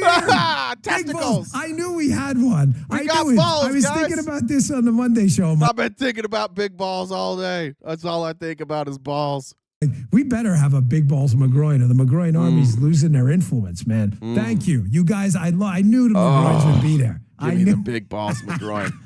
You guys and ladies are the best. I'm going to jack it to that later. That's fantastic. Yeah. Folks, threatening with arrest. Who's going to arrest them? The marshals? You guys know who the U.S. Marshals work for? Department of Justice. That is under the, executive branch. Donald Trump's going to order his own arrest and his team. This is ridiculous. We don't have a king. We're not supposed to have a king. That's why Congress exists. That's why courts exist, because kings don't stop themselves from doing shit. That's why we did this whole thing with the checks and balances. That's why we did this. FBI director, totally not alt-right psychopath podcaster, who, by the way, if ever saw this video, would probably come after me. Here's his plan. Here's the rest of it. Here's how he advocates Trump ignoring orders from the judicial branch. If you don't like what the judicial branch is doing, just make your own judicial branch. Just make a new one. Donald Trump's the executive. He says we have a problem in the executive branch. Hold on to these payments. The judge can't order these. He's just making it up. So here's my suggestion. If liberals are okay with judges making up constitutional powers, are they? We're not, and they didn't. But see, now there's the straw man. Okay, well, if you guys are making up things that are in the Constitution, then that gives us permission to make things up. That's not what happened. You're too stupid to know what the Constitution says. And so because you're too stupid, you assume it's made up. but it's written in the Constitution. And so now you're going to offer a prescription to your lack of knowledge. I'm too dumb to know the Constitution, so here's what we're going to do. Okay with Donald Trump fabricating executive powers? How about No, and he is fabricating executive powers, which is why we're mad. We're mad because he's fabricating executive powers. That's what we are mad at. You don't know that he is fabricating executive powers, but that's why we're mad. Okay, so we're doing what you had. Okay, so now what are you going to do for revenge? about this? How about Donald Trump in the East Room of the White House sets up a courtroom, like remember the Batman movies? Scarecrow has the courtroom. What was it, the Bane one? It was at the Dark Knight or whatever. That's what we need to do. We need to set up a courtroom. Donald Trump can sit there. He can even wear like the wigs they wear in the UK court system, and he can just start making judicial decisions. He can't do that, bro. The judge can't do it either. What's the difference? The difference is the Constitution. That's the difference. The difference is there was a bunch of guys in those wigs that you were talking about with wooden fucking teeth who didn't want a king anymore, so they sailed across the ocean and they landed here in America. And once they got established in America, they were like, this is a pretty fucking good deal, not being under the boot of the king. And so, hey, how about we all agree we're not part of them anymore and we'll make our own government? And since we don't like kings and we don't all necessarily trust each other, let's make sure that there's not a king. How do we do that? I don't know. Let's get together over beers. We get together over beers. And we said, all right, how would you, if we were going to do this differently, let's say there's a president. All right, okay, is the president the king? No. How do we make sure the president's not the king? Well, let's make another branch of government. Let's call it Parliament. Let's call it Congress. And Congress will be elected by the people, and they will have checks. So Congress will be in charge of like spending money, and maybe the king will be in charge, or the president will be in charge of the military. But he does have to get that funded through Congress. There's a check there. Yeah, I don't know though. Like that kind of just two parties. I don't know if that's enough checks. What if there's a dispute between the two of them? How do we solve that? Bingo. We get courts. So we'll have judges, we'll have people who are trained in the law, and they'll act as mediators when Congress and the president have conflicting ideas of whose role something is. So what we currently have is Congress, who believes that the president is usurping their role, and they're saying the president doesn't have this authority because of that pesky fucking Constitution. And so the court stepped in and they're like, great news, in that Constitution, I am the mediator. And so you guys each give me your case, and I'm going to rule on if there is precedent or if there is history that says that the president can do this. Thank you for your case. Thank you for your case. No, the president can't just take the power of Congress. That's why we have checks and balances. But this group of people, when things don't go my way, I want a king. Have better ideas. I don't know. Have better ideas. They're just begging, like cuck, cuckity, cuck, cuck, cuckity, cuck, cuck, cuckity, cuck. He just wants a king. If the judge is the executive, why can't the executive be the judge? Ask your stupid liberal friends that. Donald Trump. Yeah, and your stupid liberal friends are going to have to put on an episode of Schoolhouse Rock and explain to you what you should have learned in 4th or 5th grade. Because your stupid liberal friends went to school and they can read and you can't. So yeah, I mean, you can call us the stupid ones. Just please ask us the questions. Please ask us the questions, because he's literally laying out like, well, let's just make a constitution where there's checks. There is one. It's already there. By the way, this is not universally accepted by the right. This is one of my favorite creators, Poker and Politics. They were huge during QAnon. They get not enough love. So if you're not following Poker Politics, I recommend it. But if you ever want to know what QAnon is up to, who still exists, QAnon is not happy about Bongino either. I'm making Bongino a promise. Bookmark this. You think I'm a deep state lib? Not only will I prove you wrong, but I'll show you that I'm a patriotic American who voted for Trump 3 times. I have a wife and kids with family roots in service to our country by way of combat veterans and other services in the USA, including advanced weapons, yada, yada, yada. In addition to that, I have a massive vision for the future of America. I'll take it a step further and show you the plan I have to help destroy the deep state and also help homeless vets along the way. It will be the biggest fuck you X has ever seen. It's coming. Get ready, Danny boy. You keep doing your shitty podcast, though, pretending that you have unique content to share. They're upset. They've decided that because he was Secret Service for Obama, and Obama was part of the Pizzagate conspiracy with Hillary, they've decided that Dan Bongino is deep state, which maybe, like, why do we think the deep state isn't the white nationalists? If there is a deep state, it's clearly white nationalists. If there's a group of people who openly lie about what they're doing and what their agenda is, and they lie even to the people who vote for them, if there is a group that does that, it's the white nationalists. Who's another group that does that? If there's a deep state, it's absolutely the white nationalists who have merged with the Christian nationalists. Just in case on an alt account text somewhere goes, Dan Bongino's not white. Yeah, Christian nationalism too. They've merged.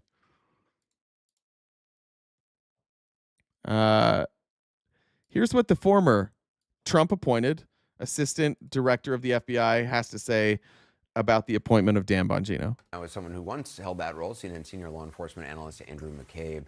So, first of all, what's your reaction to this appointment? Sorry, I missed that super chat from Jumar. Jumar, real deal,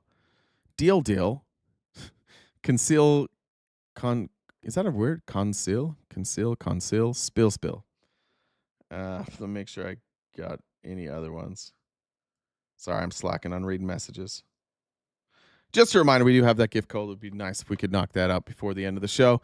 We do rely on your generosity each and every day, but here's Andrew McCabe talking about his thoughts on Dan Bongino. I have great concerns for the FBI and for its people.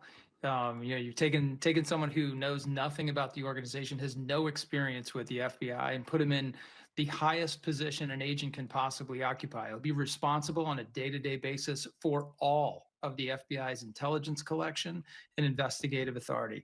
People will walk into his office one after another every single day and confront him with some of the most confounding problems in unbelievably important investigations, issues in which the safety of our country is hanging in the balance. They're going to expect him to look back at them, make quick decisions based on the law, based on the facts, not on his politics. And so I'm scratching my head as to how he's going to be able to do that.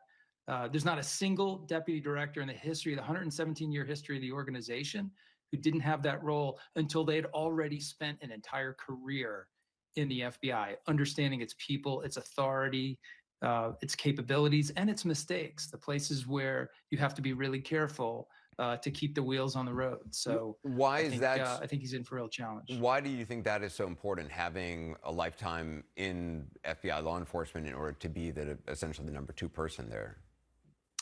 Yeah, Anderson, it's not just having a lifetime career in law enforcement, but specifically a career in the FBI. It's an enormous organization, 38,000 people, 12,000 agents.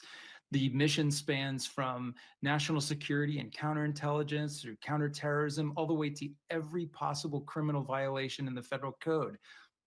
In order to make those lightning fast decisions on thousands of cases, whenever you may be asked, you have got to know what the organization can do, what its people are capable of, and the sort of things that lead its people into problems and making mistakes and holding people accountable. So thinking that you could just fall into that role and do it competently without any of that knowledge or understanding or experience, it's confounding. Yeah, shocking. I think Trump sees in Bongino something that he sees in himself. This is a clip from Trump in the early 90s, maybe, interview with Charlie Rose, 1992. Listen to how Trump talks about anybody. Like, these are business deals, right? These are business deals that he lost. And listen to how Trump thinks about anybody who says bad things about him, who goes up against him. This is who Trump is. Some of the people that were most loyal to me are people that I didn't think would be. Some of the people that were least loyal to me are people that I think I would have treated them differently. I think I would have treated different groups differently. I would have wiped the floor with the guys that weren't loyal, which I will now do, which is great. I love getting even with people, but I would have wiped. Loves it. Loyalty is the only thing that's important to this person. Not loyalty to the Constitution, not loyalty. What is he loyal to? He is also loyal to him, and he demands that you be loyal to him. Every person who's ever ascended into a place where Donald Trump is, that has a cult-like personality, they all have one thing in common, and it is incredible confidence while they lie. Every one of them. Like, they can lie with confidence, repeat that lie, be confronted with evidence that it is a lie, and stand there in front of you and tell you that you are the liar. They all have that in common. You love getting even. Oh, absolutely. You don't believe in the eye for the eye. You do. No. I know you well enough. I think you do. But anyway, but tell me, I mean, you're going to get even with some people. Yeah, I know. If given the opportunity, I will get even with some people that were disloyal to me. I mean, I had a group of people that were disloyal. But how do you define disloyalty? They didn't come to my aid. Well, what did they do? They turned their back on you? No, but they didn't do small things that would have helped. You see, I'm so loyal to people, and maybe I'm loyal to a fault, but... Which of your wives would you say you're loyal to? Which of your businesses are you loyal to? You lied to your dad. You had your dad sign over the business to you. You lied to your own family members to get the people taken out of the trust. Name one person Donald Trump has ever been loyal to? Epstein? Is that it? That's it. That's where his loyalty begins and ends. Donald Trump isn't loyal to anybody. He never has been loyal to anybody. Not his family, not his friends, not his wives, not his children. Don't sit up here and talk about loyalty when you're not loyal to anybody. You just demand loyalty to you. I'm so loyal to people that when somebody's slightly disloyal to me, I look upon it as a great act of horror. Whatever. Like, first of all, demanding loyalty from anybody, I think, is a little bit silly. I don't think that you should be. I don't think you should be loyal to people. I think loyalty depends on the actions. Loyalty depends on, and you should be able to withdraw your loyalty at any point if that person is somebody you no longer deem you need to be loyal to. I think being loyal to a person is a bizarre thing. It's what mob bosses do.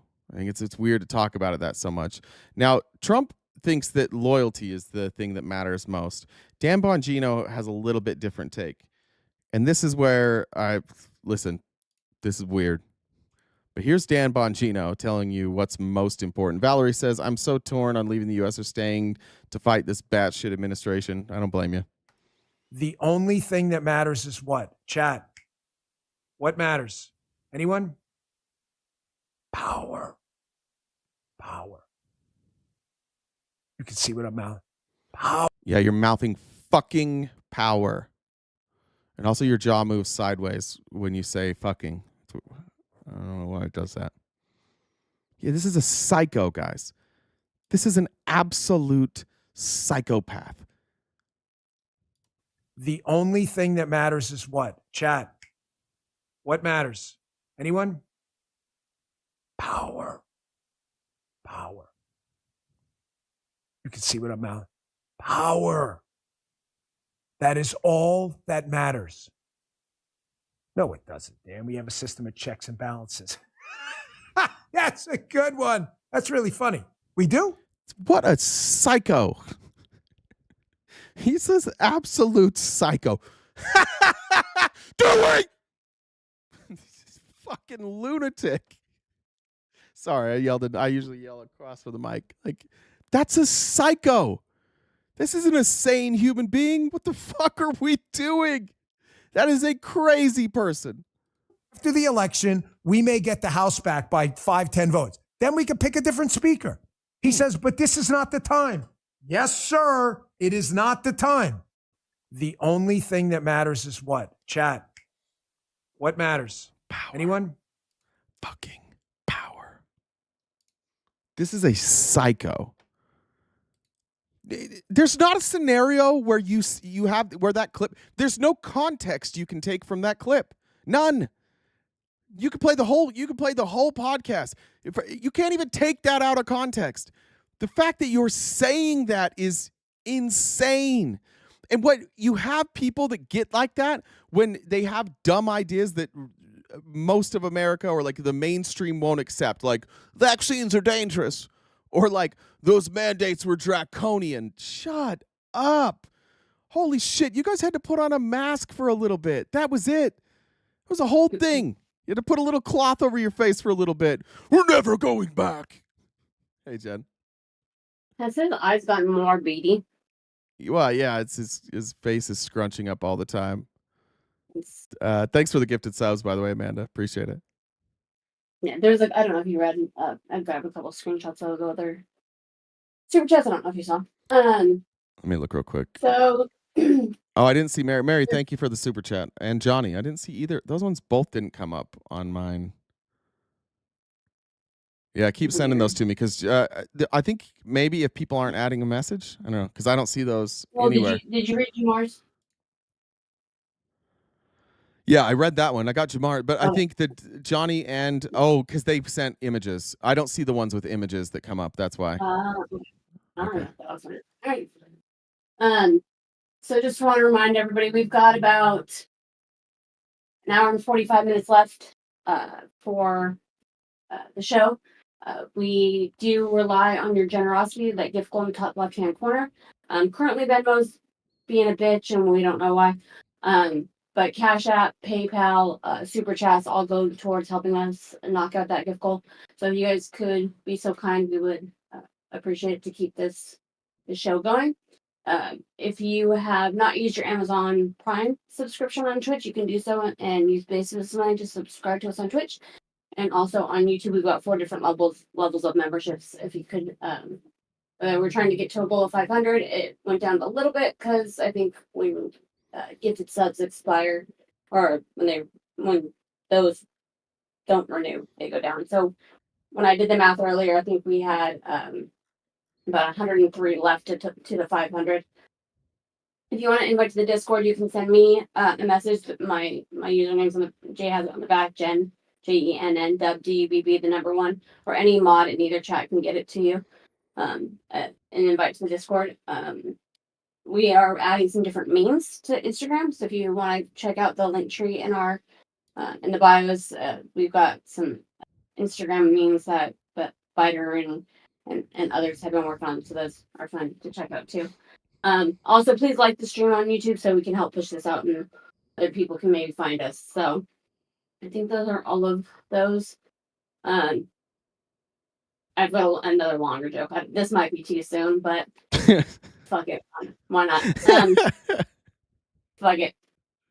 Trump says to Elon, I could drop $1 to the ground and it would make one person happy. Tremendous happiness. Happiness ever. Musk replies, I could drop $101 notes to the ground and make 100 people happy. The pilot walks out of the cockpit and says, I could drop this plane to the ground and make 8.2 billion people happy. Well done. Well done. I knew where that one was going. I'd heard that as a kid.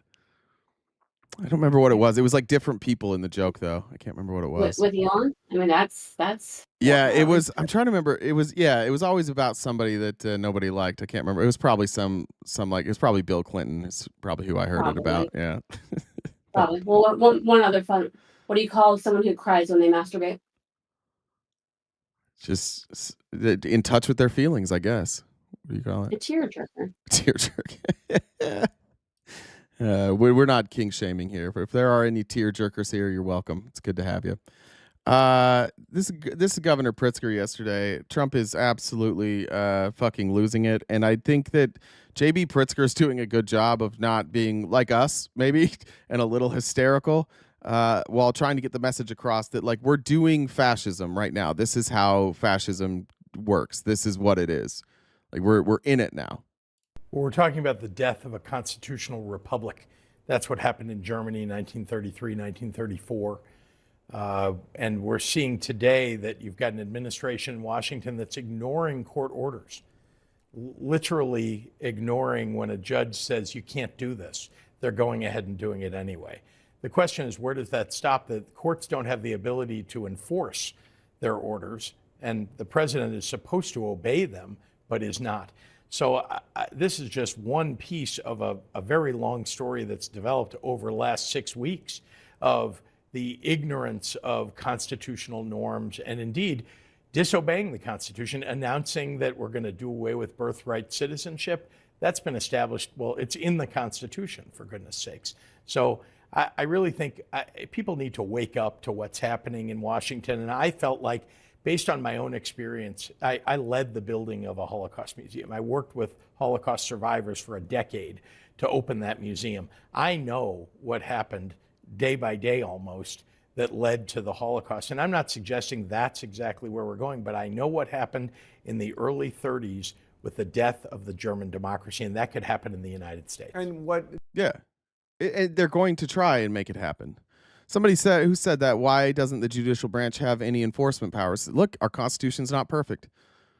I don't think they planned for a hostile takeover this way. And by the way, like, Republicans have been trying for, this isn't new. This has been 30 years of Republicans trying different things and figuring out ways where they could control the government. This has been Christian nationalists for decades, infiltrating the government and figuring out ways where they could do things to without needing votes, without needing approval from all three branches. That's what they've been figuring out.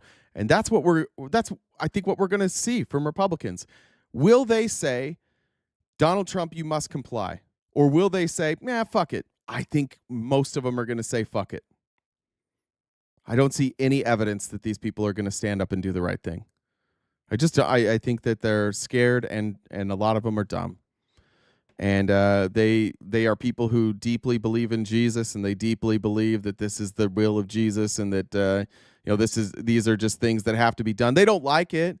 They don't like the cruelty. They don't like cutting spending for poor people. In a perfect world, everybody would have money. But in Jesus's world, Elon gets it all. Elon gets all the money. Trump has lost it. This is not a sane person anymore. This ramble, this is a 2-minute video of Trump talking about what he did in California. These are the ramblings of a person who is deep into cognitive decline. Again, we did this with Joe Biden, but Joe Biden would stumble, and that was a sign that Joe Biden's cognitive abilities had declined. But he got there. Like, sometimes it didn't make sense. I sent this to my friends, and I was like, translate it.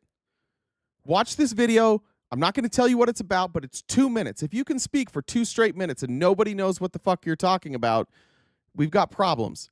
He's got 2 handlers here. He keeps trotting out Lutnick next to him. Right here behind it, this is RFK. This is Howard Lutnick. Lutnick's job appears to be to laugh at everything Trump says. I don't have a clue in hell why RFK is standing behind here. But 2 minutes of insane rambling here by Trump. What a shame. And by the way, the water is flowing in California. I hope you people have seen it. But the water is flowing. Do you have a picture of that? It got turned off already. The water is not flowing. It already got turned off 2 weeks ago. So I don't. 1, it's not, and 2, he's like, you guys see the pictures of this flowing water? Terry, show the picture. It's not flowing. It's not. That I'd hold it up. Do you have a picture of that? Get a picture of it, please. You know, we had a little skirmish in California. I can't believe we had to do that, but we opened up the water in California. The water was flowing into a place called the Pacific Ocean, which for the Pacific Ocean is only a drop, but for us, it's more water than we can use in California. So more water. Wait, it's more. California doesn't have a water shortage problem. They're not giving the water to anybody. They have more than they could ever use in California. I'll get you some photographs, but it's a beautiful sight. The water is flowing in California. Beautiful water from the Pacific Northwest and beyond. And it flows down, and instead of being routed out to the Pacific Ocean, and this has been going on for 20 years more in order to take care of a certain species of fish, which wasn't doing very well without water, I can tell you. So what the fuck? It's a smelt. He forgot the name of the fish. The fish wasn't doing well without water. There was water. That was the thing. Like, they were bringing water in. Like, you couldn't take the water out. The water had to flow through there so that the fish had water. It's not that there wasn't enough water for the fish. And again, the water in California comes from the Pacific Northwest and above. It just, all water goes from north to south. That's just how it works. all this water. It's coming from like the water he's specifically talking about, I think is coming from like the Lake Tahoe area from the Sierra Nevadas. It's actually coming from the east. And it might come down, but it's coming from the east, not the north. I don't know where he's getting this information. That's a big deal. It's like not reported. It's incredible. But California has a lot of water. That's going to take care of farmers. It's going to wetten up the land. And it's going to go all the way down to Los Angeles, where none of that's true. The farmers are like, stop! Turn off the water. We can't. You're going to flood us. So then they turned off the water. And I guess nobody told Trump that they turned off the water. It's going to wetten the land. We need our land to get a little wettened up. It's going to wetten the land. And then after it wettens the land, it's going to go to Los Angeles somehow. A river that doesn't exist is somehow going to go to Los Angeles. I don't know how they're planning on getting that water there, but that doesn't exist. It's not a thing. This is an insane person. This is a person who has lost all, like, even just look at the freeze. Like, this is not a person who is well. This is not a person who is cognitively there. All of this is gibberish. All of it is nonsense. And you got RFK and Howard Lutnick sitting there pretending it's normal. This is normal. This is, yeah, these are very normal things that human beings say. they have curfews on water, where they have all sorts of blocks on water. You can only use so much. We're going to put water. This is just due to crime, though. In Los Angeles, which is a crime-ridden hellhole, same with San Francisco, because crime was so high, they've had to give water a curfew. So now all water has an 11 o'clock curfew on weekdays and 12:30 curfew on weekends. And we're going to patrol that very stringently. It's going to be a big focus by this Trump administration, making sure that water keeps up with the curfew laws that they've set before the Water Board of America. But until just recently, they were going to put a number of gallons per person living in a house in Beverly Hills on water. You're not going to have that problem anymore. Do you have a picture? Let me just see what that looks like. I don't know. How beautiful is that? Look at that beautiful water flowing. Look at that. That's coming in the dikes and other means of transportation. Isn't that beautiful?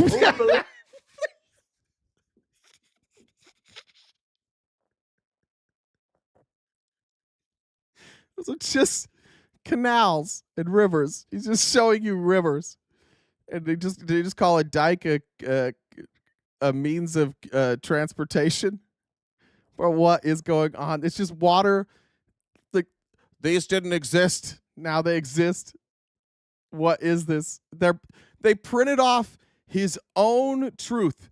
This is Trump's truth that they print off to him. His fluffer prints off his own things. Show him the water, and his fluffer's like, "What water?" I truthed about it. These are it's just a canal, dude. It's just a canal. What is he talking? This is not a sane person.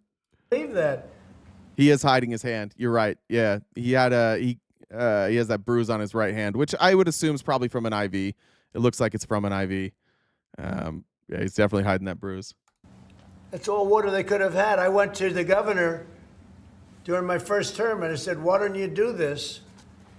And they said they have an environmental problem with clean water. This is all water they could have had. I went to the governor and said this, and he said they have a problem with clean water. None of that makes sense. Read the transcript. Somebody read that transcript and tell me what the fuck he just said.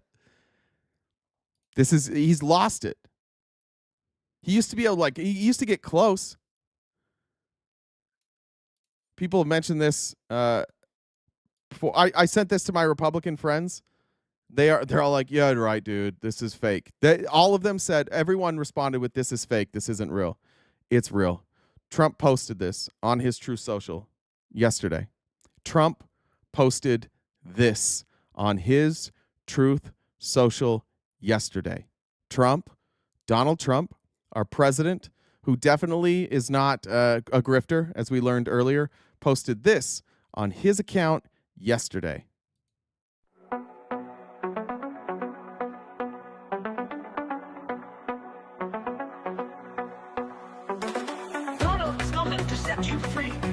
the light for all to see. No more tunnels, no more fear. Trump Gaza is finally here. Trump Gaza shining bright, golden future, a brand new light. Feast and dance, the deal is done. Trump Gaza #1. Trump Gaza shining bright, golden future, a brand new light. Feast and dance, the deal is done. Trump Gaza #1. Gaza #1.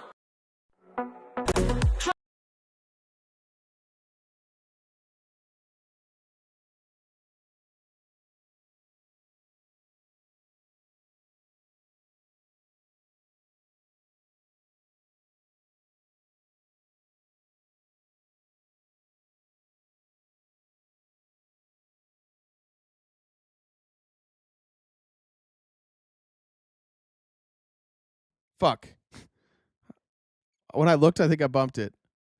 This is silly if I post it. It's silly if you post it. It's not that silly when Trump posts it. The deal is done. He's using his presidency. He's absolutely a grifter. He's stealing from the American people. He's gutting America.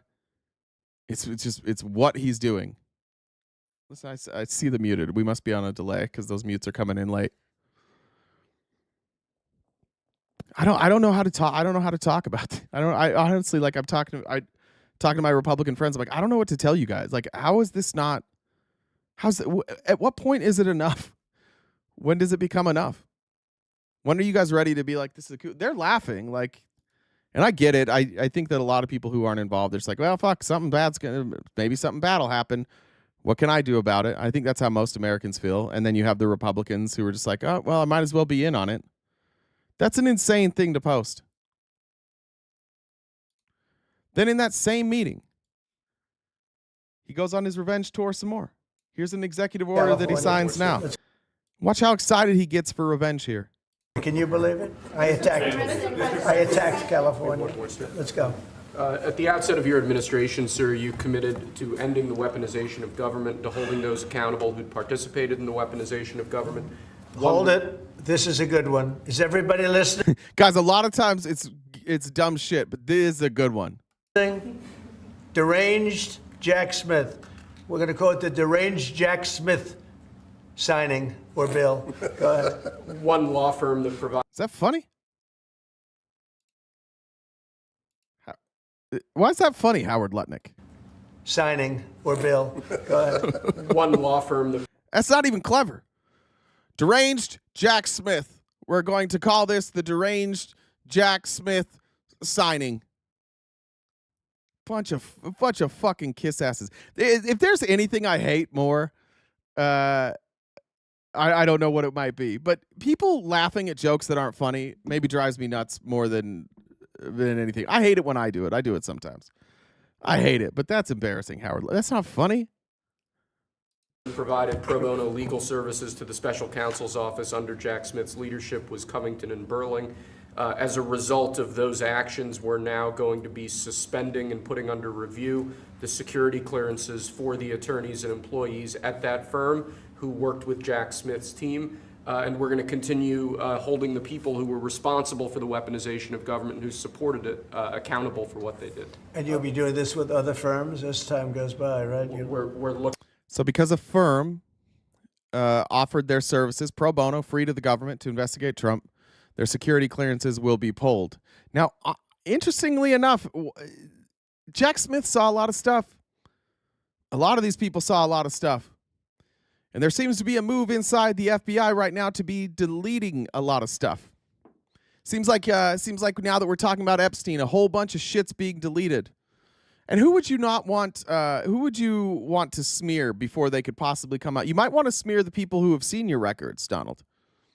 You might want to preemptively smear whistleblowers. That's what we're doing here. He's preemptively smearing whistleblowers. He's preemptively, so that when Jack Smith or somebody who worked with Jack Smith eventually comes out and says, here's what we saw, then Trump and MAGA will go, yeah, well, that's why we pulled their security clearances. Or if they're so trustworthy, why don't they have security clearance anymore? Because Donald knew what they knew. That's why. That's the only reason why. Looking at sort of the whole panoply of options. The weaponization of our system by law firms even pro bono work they're doing just in order to clog up government, stop government. And nobody knows about it more than me. And hopefully that'll never happen again. So that Covington and Burlington? Covington and Burlington. So your signature is so stupid. President, may I ask you a question about Europe? So long term, do you plan to maintain the number of U.S. troops? Wait, I just want to savor this one, please. Who would like this pen? Hey, why don't you send it to Jack Smith? A deranged person. It's crazy, guys. Like, I don't know. I honestly, like, I'm running out of shit to say. That's a crazy thing that we're witnessing right now. He's just gutting everybody from the government who has ever dared to go against him. And then they're laughing about it. What do you say to people who worry that targeting an individual firm or individuals who aren't Jack Smith for his actions? I've been targeted for 4 years, longer than that. What do you say to the people who say you're targeting specific firms? And I got targeted. You don't tell me about targeting. I was the target of corrupt politicians for 4 years, and then 4 years after that.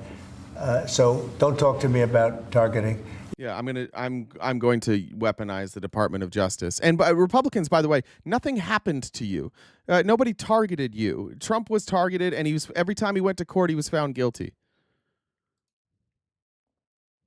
At this point, we're left with the idea that there are millions of people in this country who have decided what's right is Donald Trump, and that's it. That's the only thing. Donald Trump is king. Frankly, that's where we're at. And we got to pick people off one by one, but that is where we're at. Donald Trump is king. He can do whatever he wants. The fact that he's weaponizing the government doesn't matter because people investigated him. And again, 3 for 3. All three times he went to court, he lost. All 3. I don't know if Admir's still here. Admir, are you seeing it yet? Where are we at on this yet? Admir, are you seeing this yet? Let's go to this. Let's get to taxes. I want to clip this wherever our media. Oh. Whoa. Did Andy delete his tweet? Uh-oh.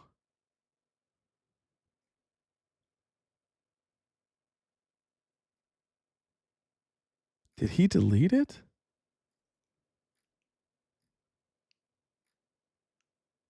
Oh no, here it's here. Why is the link broke? All right.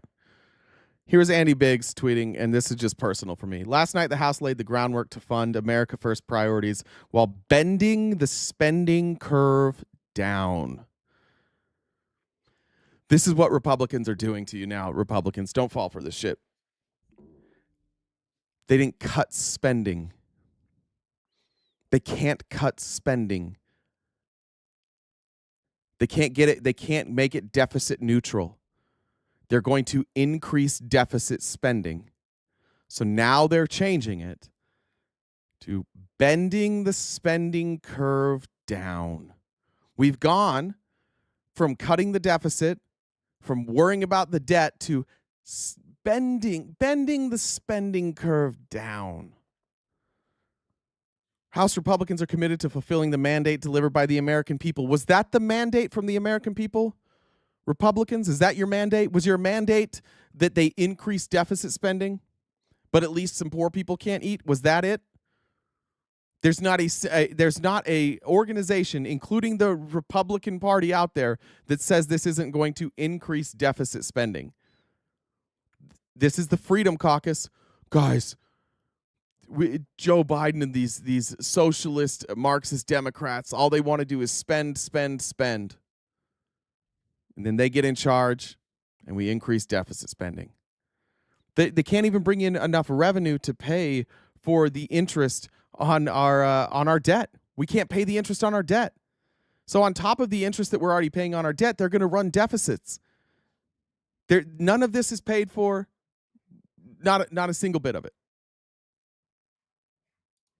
I want to point that out to Republicans before we get into this. Here's Thomas Massie not Thomas Massie, excuse me, Jared Moskowitz talking about Thomas Massie on the House floor.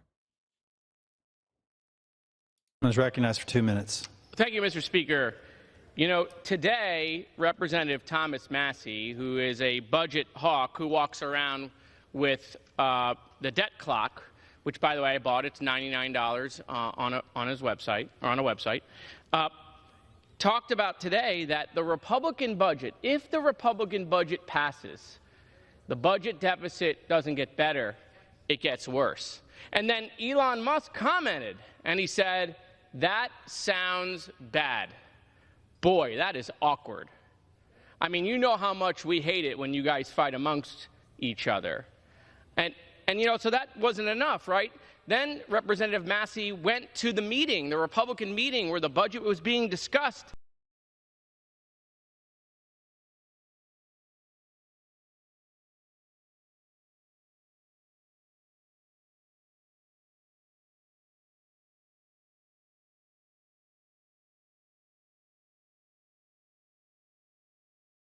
You're muted. Motherfucker, twice. So Thomas Massie goes to the Republican meeting because they need Thomas Massie's vote. And basically the whole point of this Republican meeting is that they're going to try and convince Republicans who have concerns that this is a smart thing to do. And so in goes Thomas Massie, and a few hours later, out comes Thomas Massie. And the first question Thomas Massie is asked is, did they convince you to vote for the budget? And here's what Thomas Massie had to say. Yeah. Can you just talk to us? Are you still a no? Is there anything? They convinced me in there. I'm a no. Is there anything? Look what, let me, their own numbers. If the Republican plan passes under the rosiest assumptions, which aren't even true, we're going to add $328 billion to the deficit this year. We're going to add $295 billion to the deficit the year after that, and $242 billion to the deficit after that, under the rosiest assumptions. Why would I vote for that? So are you solidly a no? Yeah, they convinced me. I was a lean no until this meeting. Now I'm a no. This no confirmed. This is a no. Why? Why? They're talking points. Look. These are not something I made up. This is the leadership's talking points. It adds $328 billion to the deficit. It adds $295 billion. By the way, when he says it adds these numbers to the deficit, and he said these are under the rosiest of conditions, what he's saying is because the bill, the way that it's presented, there's not specific cuts. So if Republicans can cut as much money as they say they want to, then deficit will only go up by 280 billion. If they do it. Stop saying muted. Nobody gets to say muted when I'm not muted. I hate you guys. If Republicans are right, which they can't, because Republicans are out here now getting absolutely decimated, because in order for them to get close to these numbers, they have to cut Social Security, they have to cut Medicare, they have to cut Medicaid, they have to cut VA spending, they have to cut spending in SNAP benefits, food subsidies for farmers. So they're going to have to abandon their constituents in order to get close to these numbers. And even if they get close to these numbers, which there's no shot they get close to, this explodes our deficit. They're not even coming out and saying we're not going to explode the deficit. They're just saying we'll explode the deficit. And if you guys don't allow us to pull money from some poor people, it's going to be even worse. For what reason? To cut taxes for billionaires. I'll show you the graph. I'll show you even the most conservative projections. This is stealing from the poor to give to the rich, and there's no ifs, ands, or buts. It is what it is. To the deficit the year after that. The only way they get to this magic thing where it's not going to kill our country is 5 years from now, they imagine that 2.5% growth accumulates, and that Even right here, they say they're going to cap.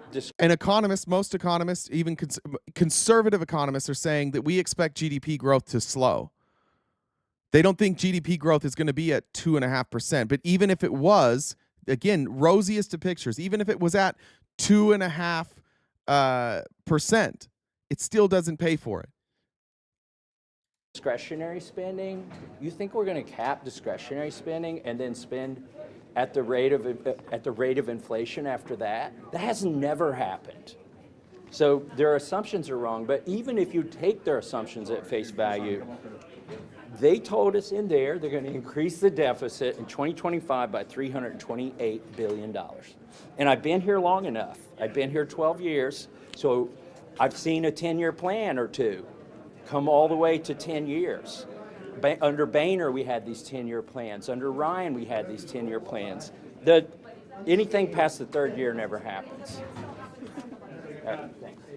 Mr. Speaker, will the budget resolution Are you planning to move tonight? Yes, that's the plan. Yes. In your meeting, and what are you? There you go. We're about to do a press conference. Everybody else walking away just agreed to explode the deficit. Every Republican, it's on paper. Every Republican that says they care about the deficit or ever has Chip Roy, they all walked into that meeting. They all had a handout that said we're definitely going to explode the deficit. No matter what, the deficit will increase, and they all voted for it and they left, except for Thomas Massie. One person said no.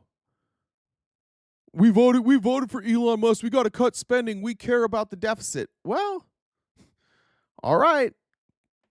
Where are you? Are you going to speak up now? Here's I think is it Devin Boyle? What's Congressman Boyle's name? Brendan Boyle. Here's Brendan Boyle. I love what he did. He went to the House floor and he called out specific people in Congress to their faces, and he told them one by one just how much this would affect the people in their districts. Mr. Chair, the gentleman from Kansas is right. It is a big, beautiful bill for billionaires. I would also remind the gentleman that this bill would put 410,000 people in his state of Kansas at risk of losing Medicaid. I would remind the gentleman that this bill would put 950,000 people in Alabama at risk of losing Medicaid.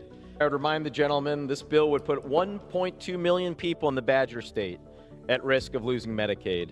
I would remind the gentleman that this bill would put 2.8 million people in North Carolina at risk of losing Medicaid. I would remind the gentleman this bill would put 13.4 million people in California at risk of losing Medicaid. This bill would put 2.4 million people in Michigan at risk of losing Medicaid. I would remind my fellow Pennsylvanian that this bill would put 3.1 million people in Pennsylvania at risk of losing Medicaid. I would remind the gentleman this bill would put 1.8 million people in the Commonwealth of Virginia at risk of losing Medicaid. Mr. Chair, I would remind the gentleman that this bill would put 990,000 people in Oklahoma at risk of losing Medicaid. This bill would put 4.2 million people in Texas at risk of losing Medicaid. I would remind the gentleman that this bill would put 1.3 million people in Missouri at risk of losing Medicaid. I would remind the gentleman that this bill would put 1 million people in South Carolina at risk of losing Medicaid. I would remind the gentleman this bill would put 340,000 people in Nebraska at risk of losing Medicaid. I would remind the gentleman that this bill would put 1.8 million Hoosiers at risk of losing Medicaid. This big, beautiful bill for billionaires would put 820,000 people in Arkansas at risk of losing Medicaid. They do not care. They all promised they wouldn't cut Medicaid. Then they decided to hold a vote, and what they did was a little shady with the vote. They delayed the vote. Then they waited until the Democrats went home, and then they called a vote, which is crazy that you can do that. And amongst those that were called to vote is Brittany Peterson. I can't remember which state Brittany Peterson's from. I apologize. But Brittany Peterson had just a simple request. I just had a baby 4 weeks ago. I'm on maternity leave. Could I phone in on a Zoom call to vote for this? And the Republicans said, no, you cannot do that. So she showed up in Congress with her 4-week-old baby to vote because technology, they love talking about AI, but they can't, like Zoom is not okay. You can't allow a mother to make a Zoom call just to vote. Without Thank you. objection, the gentlewoman for Colorado, is thank you. recognized for 1 minute. Thank you, Mr. Speaker. I rise today with my newborn Sam, who's just 4 weeks old. Unfortunately, I wasn't given the opportunity to vote remotely after giving birth, but I wasn't going to let that stop me from being here to represent my constituents and vote no on this disastrous Republican budget proposal. Republicans and Trump promised to lower costs on day one, and instead their priorities have been focused on ripping healthcare away from kids, seniors, moms, and others who need it most. And this is not going to save money. It includes people like my mom who work for hourly wages but are still unable to afford healthcare. When you don't have access to healthcare, you show up in the ER. This is going to have a huge burden on our hospitals and unfortunately will have skyrocketing costs. I agree, Sam. Hospitals will bear this burden. It also slashes SNAP, taking food off the plates for seniors, veterans, and kids, all to fund tax breaks for billionaires like Elon Musk while increasing our national deficit by trillions of dollars. How can anyone show their face in their district after voting yes for this? Thank you. I yield back. Anybody proud of our country today? Proud of our country today? I'm not.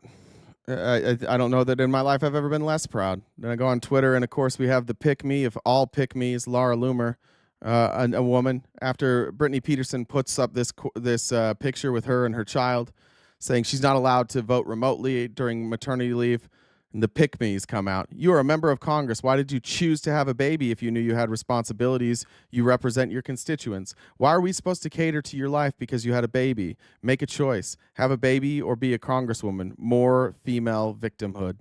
Back in the kitchen, says Laura Loomer. This is dystopian. This is fucking disgusting. Like, it's one thing. It's one thing if that's Chip Roy. This is a woman telling another woman, how dare you have a family and represent the people. Everybody knows that the people should be represented by men. And by the way, if Brittany Peterson was in Congress and she was she didn't have children, if she was out a childless woman, she would be called a crazy childless cat lady. They just don't fucking like women. They just don't like women. Can we just call it like we see it? They just don't fucking like women. Whoever you don't like people can't have rights now. We're stripping women now. Make a choice. Have babies or work in Congress. Not both. Are you fucking kidding me? Yeah, that's what we need less of. Mothers. We need less mothers. We need less people with hearts. We need more dirtbags in government. Did you rape somebody? Yeah, I did rape somebody. Fine, you can be in government. Great.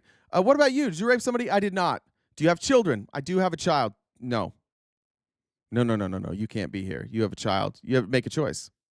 Be a mother or be in Congress, but you got to make that choice. At the last minute, Democrats scrambled. Democrats are like, please, let's see what we can figure out here. At the last minute, Democrats scrambled and just said, hey, can we just protect Social Security and Medicare? Could we maybe raise the cap? Could we do something so that this is fair? Here was their last-ditch effort to try and put some fairness in this bill.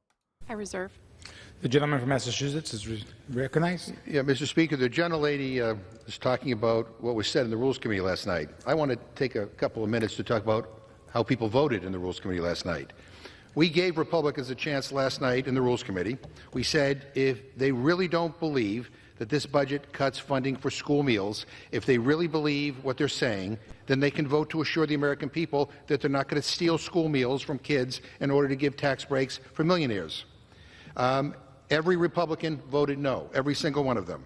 Then Democrats offered an amendment to protect Medicaid. And Medicaid, as you know, Mr. Speaker, covers 41% of all births in the United States, nearly half of children with special health care needs, and 5 in 8 nursing home residents. We asked them not to cut Medicaid in order to fund tax breaks for billionaires. Every Republican voted no.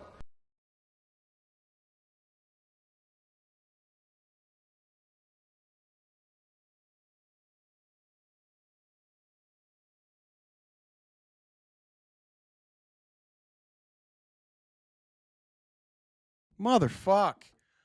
Oh, it's a bad day. I'm sorry. I don't even know what to say about that. I've been muted like 1,000 times today. Sorry. I have the sniff, so I keep sniffing. I don't want you guys to hear me sniff, and then I mute it. I apologize. I have a friend who works for a government contractor.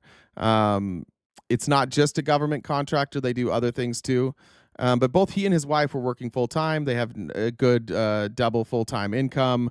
And then they had a child, and their child has needs, severe autism. And so knowing somebody who has severe autism, who's might be nonverbal, they need help. And it was destroying them, like physically, emotionally, like just trying to keep up with the child and keep their job. So his wife stopped working, and he works for, again, a fairly prominent company, and he makes decent money. So they're like, all right, we can make this work. But then their healthcare doesn't cover everything that they need help with their child. And so even though they make good money, they would be upper middle class, probably. I think in this area, they'd consider upper middle class. They needed government help through Medicare, Medicaid. And they have government help, and now they have people who come who are trained and who have learned how to help autistic children learn new things, manage their emotions, and honestly, a lot of it is just like giving the parents a break. And now this is going to be cut, and why? So that his boss can get a tax cut. You know what that says to these people? Like, there are people who cannot afford to take care of their own children, who are upper middle class and who are barely hanging on by a thread. And this is hurting. It hurts them too. If it's hurting upper middle class people, what do you think it's doing to poor folks? And again, just to give billionaires a tax cut. I noticed that we're not hearing much from Republicans today, are we? Not a lot from Republicans today. What are you going to say? You're just going to hope that we don't talk about this anymore? This is absolutely insane. Then Democrats offered an amendment to extend tax cuts for people making under... I'm sorry to hear that, Deontay. Yeah. We know what Donald Trump thinks about people with disabilities. We know what Donald Trump thinks. Like, Donald Trump just thinks you should just get rid of those people. Why are you caring for people who are disabled? They don't deserve to live. Under $400,000 while ensuring that corporations and billionaires pay their fair share. We asked Republicans to continue tax cuts for only those who need them the most, because those are the tax cuts they let expire while their tax cuts for greedy corporations were made permanent. We asked them to prioritize working families over greedy corporations. Every Republican voted no. Then Democrats offered an amendment preventing tax giveaways for people earning over $1 million a year. Every Republican voted no. We wanted to see if there was anyone so rich that Republicans don't think they deserve a tax giveaway. So we asked them to vote against tax breaks for people earning over $100 million per year. We asked them to side with factory workers and firefighters over hedge fund managers and billionaire bankers. Every Republican voted no. We even offered an amendment preventing tax cuts for people with a net worth of over, get this, $1 billion. Every Republican voted no. They betrayed their constituents. They voted to steal from the American people in order to protect tax breaks for billionaires. I want to amend that. They're stealing specifically from people in need. I don't even want to say like from the poor, because our healthcare system is so shitty that like unless you are extremely wealthy, like, you can't afford healthcare in some circumstances. I don't even want to say they're stealing from the needy and giving to the rich. There's not a different explanation for this. And I'm devastated. Honestly, like I'm watching this. I saw somebody, there were some comments that came through. Let me read those. And again, I haven't been great about this because I'm preoccupied. But if you can help us meet our gift goal in the next hour, that'd be great. Illusion says, for hiding from Rakeland and Bongino, good luck. Amber says, watch Mrs. America if you like historical entertainment. I thought that was, where was it? Maybe it was one of these, when it was super chats. I can't remember who said, well, Anyways, I saw someone in the chat, maybe it wasn't a super chat, had just said, like, I'm literally thinking about, like, how long can I live here? I think people should think about that. I think it's a real thought. I think people, like, if Donald Trump is going to come in and take over like this, it's Russia. He wants to be Russia. He wants this to operate like Russia. Living in Russia is not free.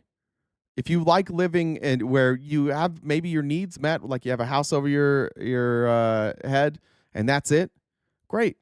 These people that think like there's upward mobility and voting for these tax cuts means upward mobility, no, it doesn't. You know what's about to happen? We're about to have a crash. The stock market's going to crash. The housing market's going to crash. Our GDP is going to crash. And it might not it might not be a great depression, but it's going to crash. And it's probably going to crash this year.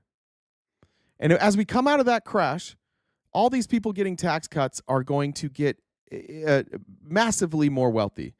And they're going to buy up assets from people whose only option is to sell those assets. We are going to see, once again, Republicans coming into office, manufacturing a crisis, having the markets crash, and the rich benefiting. Because the only way for this to keep going is to have constant crashes. You need that. You have to reset. You have to do it. You have to do it. It was every 8 years. Like, it's looking like we may have to speed that up. We're long past due. But a crash is coming. People will lose jobs, people will lose money, people will lose retirement, and everybody that's getting a tax break in this deal is going to increase their net worth. I'm sick. I'm honestly sick because that's where we're at. We're just we're doing oligarchy. Thank you, Devin, for the super chat. Again, this is about whose side you're on.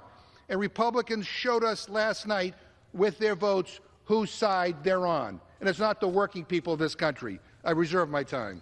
I see as of now, the crash is predicted to be at the end of 2026. I've seen projections that are sooner, but yeah, I think that if you're going to take like the middle ground prediction, maybe I thought middle 2026, early 2026 looked more likely to me but that's based on a handful of experts that I've looked at. So, but if you just look at market conditions, you just look at default rates, mortgage default rates.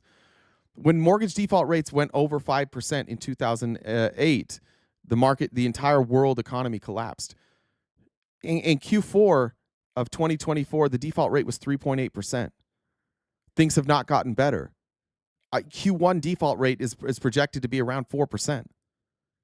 If we hit 5% again, we've got the market crashes. That's how this works. We have too many things that are attached to housing. We have too many investments that are attached to housing. If we hit 5%, which it's going to hit. I remember in Big Short, you remember Mark Baum saying, like, what are the chances that we maintain mortgage default rates at 3%? And he's talking to somebody from, I think, JP Morgan, and the guy's like, well, we've got it stopped at 3%. And Mark Baum puts his hand up and he says, 0. There is a 0% chance that losses stop at 3%. Mark Baum and other investors at that point knew we were over 3%. They knew where we were headed, and they started sinking all the money they had to bet against the U.S. housing market. And that was at 3%. We're at 3.8 now. So unless there's some sort of function that I'm not understanding that makes it so that like maybe that 5% number has shifted to 7 or 8%, then I think we're in trouble. Don't tell me I'm muted when I'm not muted. I'm having a bad day. Here's the data. Like here's what it looks like. This is from the conservative projections. These are the Trump tax proposals for the richest 5% while raising taxes. Let me do this, Jen, and then go. I'll do these two graphics, and then I'll bring you up. Trump's tax proposals cut taxes for the richest 5% while raising taxes for other groups. This is from the Institute on Taxation and Economic Policy. If you make less than $360,000, your taxes will go up. It'll go up by 15% if you're over 150,000. If you make between 90 and 150,000, 20%, 20%, 20%, 20%. It's going to go up 20% for everybody except for those making between 157,000 and 360,000. That'll only go up 15%. And then here you have tax cut. The average person making between 360,000 and $1 million is going to save $7,000. The average person making over $1 million is going to save $36,000. Do you see how? Same. Ooh. It'd be one thing if the tax cut was like similar here, right? Like, but the overwhelming majority goes to the top 1%. Everybody knows it. The Republicans are telling you, yeah, fuck it. This is what we're doing. You take away health care and food assistance from people to pay for tax cuts for the wealthy. House Republicans' plan could cut Medicaid by $880 billion and SNAP by $230 billion while giving the wealthy people $1.1 trillion in tax cuts. This is how you pay for the tax cuts. This is what they're saying. $1.1 trillion in tax cuts. That's revenue we're not going to get. How are we going to offset that? We're going to cut $880 billion to Medicaid, $230 billion to SNAP. People who desperately need this to live, to be alive. We're stealing from people who need to be alive to cut taxes for billionaires.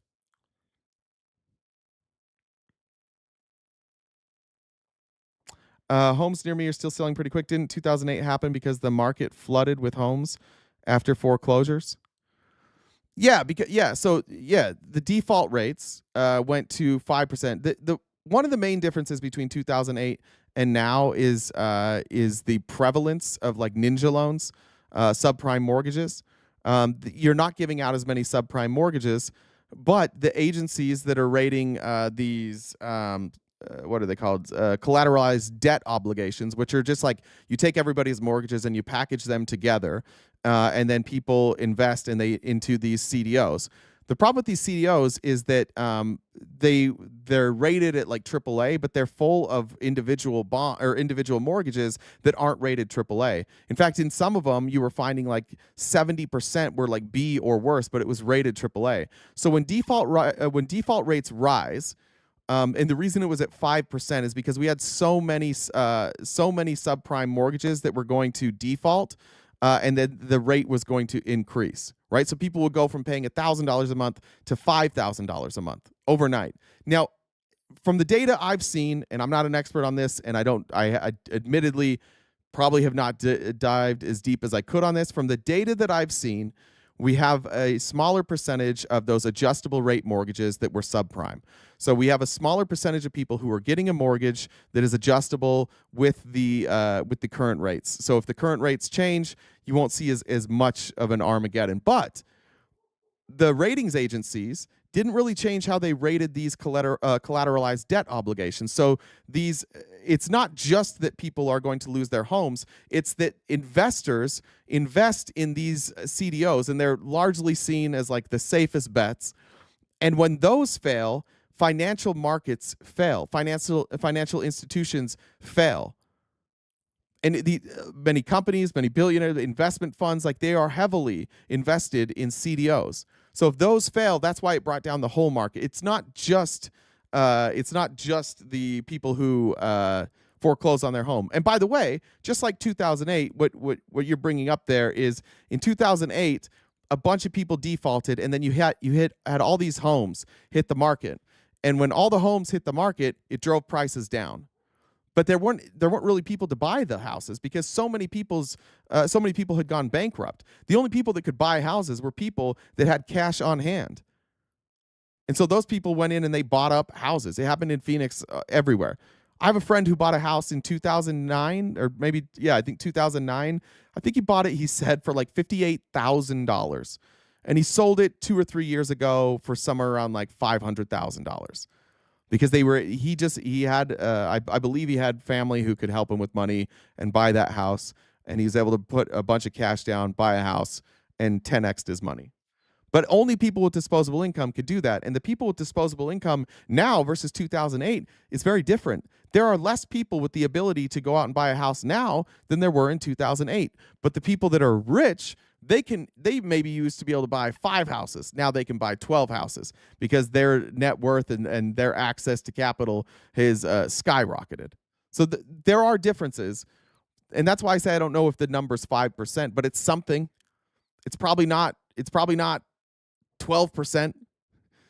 It's probably real close to 5% default rates. I'll look more into this weekend and see if I can find a better answer, but that's what I have so far. All right, Jen, do your thing. All right.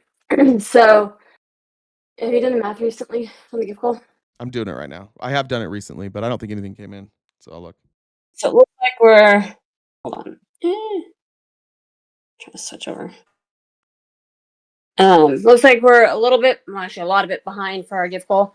We've got about 15 minutes left of the show. We wrap up each day around 1 Pacific time. So Venmo is not working currently, but Cash App, PayPal, Super Chats, this is our job. We do this every day. So that number in the top left-hand corner, we need to try to reach by in the next 50 minutes. So if you guys can help us out with that, this is how we pay our bills. This is how we do. I thought that's what you were doing. Yeah. Sorry. I thought you were prompting me for a song. That's my bad. That was my fault, my mistake.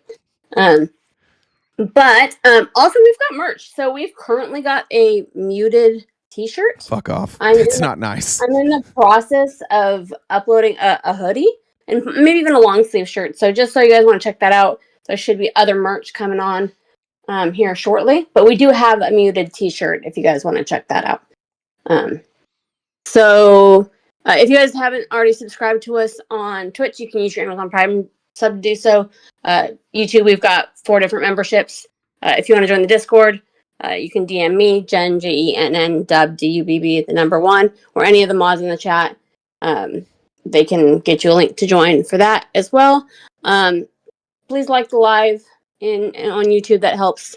And if you could, go watch a video, leave a comment, like it. All that stuff helps too.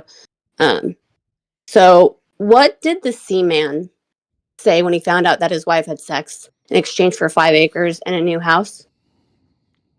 What did the Seaman say? I don't know. Land ho.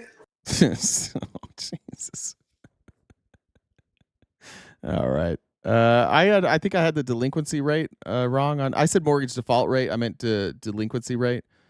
That rate is 3.97.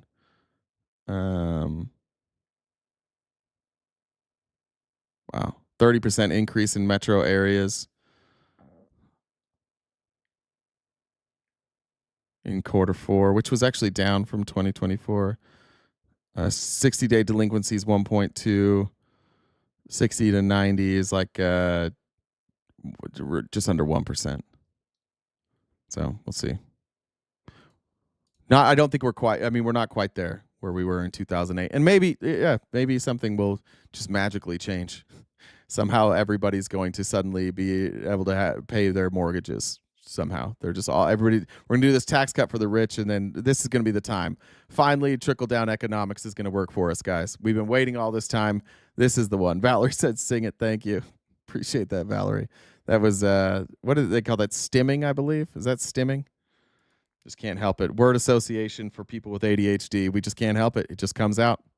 Nothing we can do about it. This is the person who signed the cast the deciding vote. This is Cory Mills. Let's see if it shows him here. Do I have a picture of him? I don't have the picture of it. It might show up here.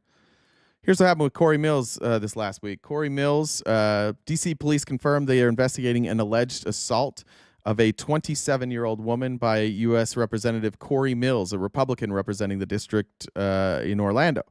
The Metro PD also is investigating its own handling of the incident, which did not result in an arrest. Police reports obtained by News 4 show the alleged incident started at a penthouse in a luxury apartment building in the Wharf area at 1 p.m. on Wednesday. Mills' office told NBC News this week law enforcement was asked to resolve a private matter at Congressman Mills' residence. Congressman Mills vehemently denies any wrongdoing whatsoever and is confident any investigation will clear this matter quickly.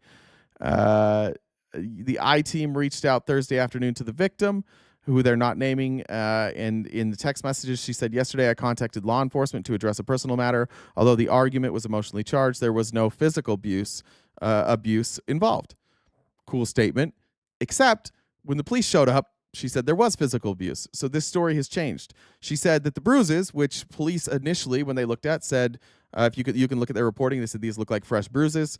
She said those were from medical conditions and activities from a recent overseas trip. The first police report, like you said, quoted her saying that her significant other for over a year, who, by the way, is married.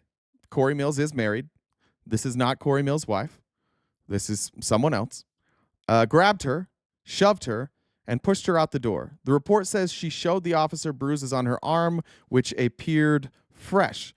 The first report goes on to note that during a phone call between the significant other and alleged victim, she let officers hear subject one, which is Mills, instruct her to lie about the origin of her bruises. That's weird. They heard Mills instruct her to lie about the origin of her bruises. The next day, she changed her story about the origin of her bruises. Eventually, Mills made contact with police and admitted that the situation escalated from verbal to physical, but it was severe enough to create bruising. So weird. The day of, they're like, yeah, that was me. The next day, oh, no, it was something else. When police arrived, the woman was in the lobby of the Salamander Hotel next door. The report says an officer was able to immediately identify the victim out of all other patrons in the lobby by her demeanor, physically shaking and scared. A second version of the police report obtained by News 4 a day after the alleged incident says only that the officers responded for a family disturbance and there was no probable cause for an arrest. That's weird. When News 4 reached out to D.C. police for comment, they provided a third version of the report Thursday night, which had changed once again, saying officers responded for a report of an assault and that the assault is being investigated. It was an assault. Then a new report, it wasn't an assault. Then the third one, on set, it was. And we need to talk to our officers because for some reason their story kept changing. It appears somebody is fucking with these reports. Now, Republicans will tell you, this is D.C., it's a liberal city. You know who's not liberal in D.C.? Law enforcement. You know who historically is very much not liberal? D.C. PD. That's who's not liberal. And they keep changing these reports for some reason for Cory Mills. D.C. police told News 4 the focus of the internal investigation is why officers made no arrest and why the incident was reclassified as a family disturbance and not an assault. Once MPD leadership became aware of this matter, there was an immediate review of our initial response to ensure all procedures were followed. MPD's Internal Affairs Bureau is currently investigating this matter. Whatever you want to think of Cory Mills, who cast this deciding vote to steal money from us and give it to poor people, steal money from poor people and give it to rich people. I might have said poor people the first time, rich people. Steal money from people with disabilities and give it to rich people. Steal money from children and give it to rich people. Before he cast this deciding vote, he got in an altercation with his mistress and somehow got DC PD to apparently, we'll say apparently, cover it up. Here's AOC tearing apart Republicans for the same ideas, for stealing from everybody and giving it to the rich. I apologize for today's show and for the tone. It's not a happy day. It's just not a happy day. We'll have a happy day coming up. Today's not a happy day. What is the identified amount of waste that this committee has identified? Because what the order that's been sent down here is find $880 billion, not there is $880 billion of waste, fraud, and abuse. It's fined $880 billion. And so we have not heard. You hear that? Again, there's no plan here. They're saying we're going to cut it first, we're going to cut the taxes first, and then we're going to find it. And that's just their way. They've been doing this forever. They never find it. They never cut it. They don't care about any of this shit. They just tell you. They just tell you all the time, like, oh, the deficit is really the problem. That's why you don't have money. And you're like, okay, fix the deficit. They're like, we're on it. Vote for us. We'll fix the deficit. And then they show up and they explode the deficit and give rich people more money. And then 4 years later, they go, it's these fucking Democrats. They just want to take your money. We just need to cut spending. And Republicans go, okay. And they do it again and again and again and again and again and again. It's the longest running con in American history. And it worked because Republicans are afraid of socialism. They just think socialism is bad. I'm afraid of it.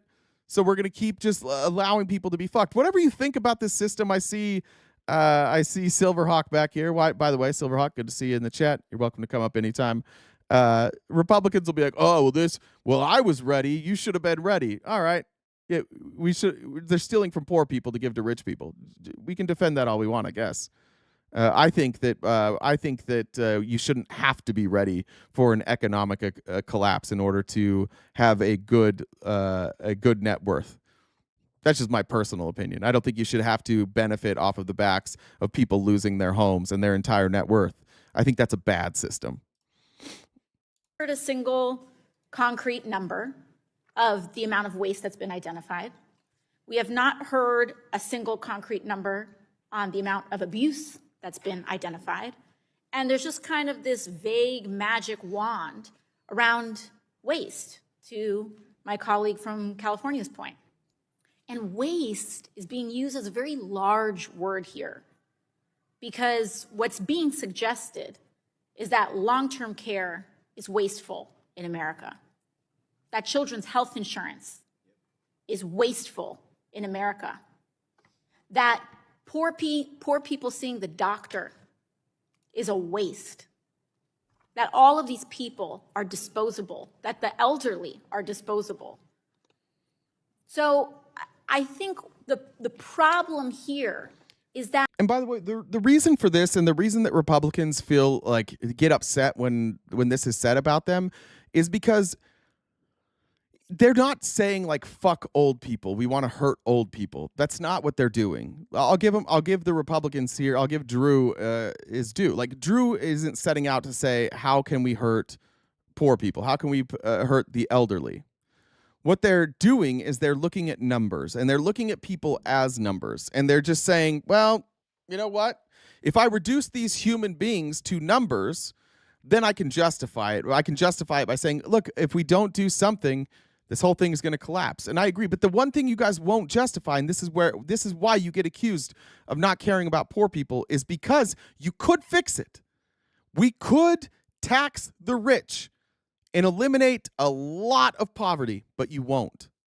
And so that's why we say, like, what do you care about? Do you care about poor people? Yes. What do you care about more than that? Apparently, what you care about more than that is rich people keeping more of their money. It's more important to you that rich people keep more of their money than it is that people live. And you can justify that all you want. You could say, well, it's not my responsibility. No, it's not. It's the government's responsibility. And they're supposed to tax you to pay for these things. That's how it works. It's not your responsibility alone. But you just want to have money and you don't care if people die. And that is the dichotomy that we deal with every single day. Is like, you guys pretend to be Christians. You pretend to care about people. You're the most heartless people that exist. You have no heart. You have no compassion. You have no empathy.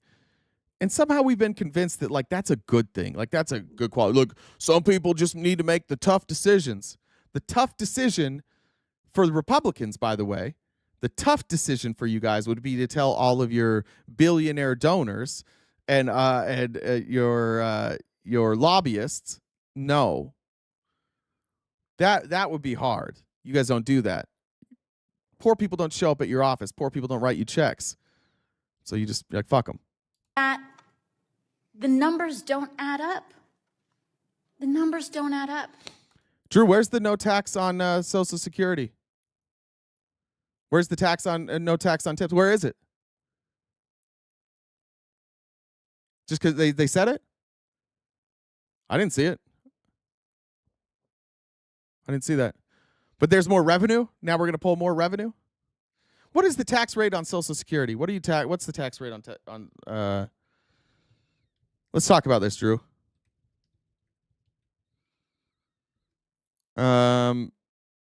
If you get $25,000 or less per year, there's no tax. If you get between $25,000 and $34,000, 50% of that is eligible to be taxed. So let's say you make $34,000, then what do you have? $17,000 of that you pay taxes on.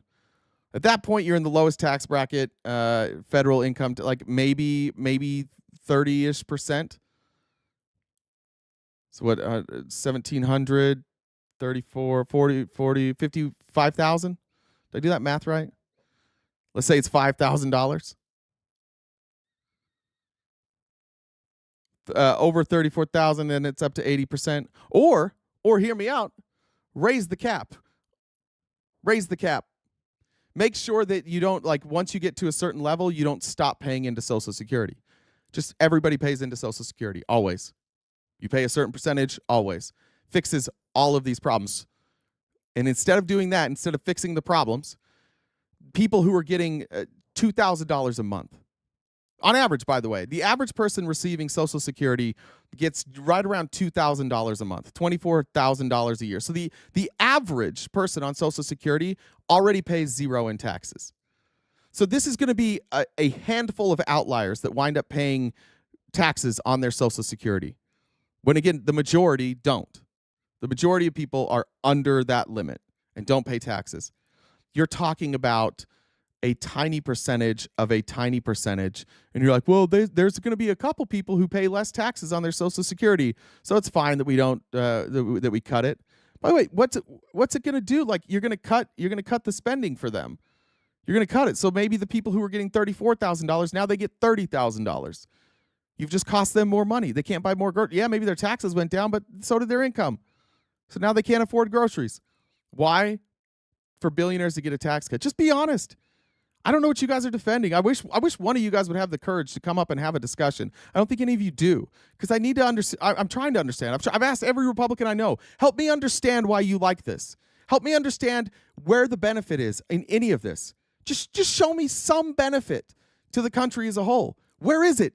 Is it going to improve our GDP? No. Is it going to improve our quality of life? No. Is it going to make education better? No. Is it going to make food more affordable? No. Is it going to make housing more affordable? Yeah, I guess if you're talking about like collapsing the housing market, sure. But then you've got a bunch of people with bankruptcies who can't afford to buy a new house anyways, and now they're renters. So did they get anything? No. They lose their net worth.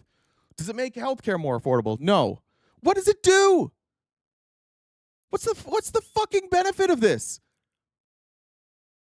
It's literally, there's one benefit. Rich people keep more money. That's it. You're going to weigh rich people keeping more money against literally everything else? I just wish some of you had courage. I don't think any of you do. I think you know goddamn well what this is. And I think you're hoping, and I would be too if I was in your position, hopefully it's not as bad as they're saying. But if it is, what are you going to do? You're just going to blame us. Well, Elon found all that left-wing spending. That was their fault. They drove us into debt.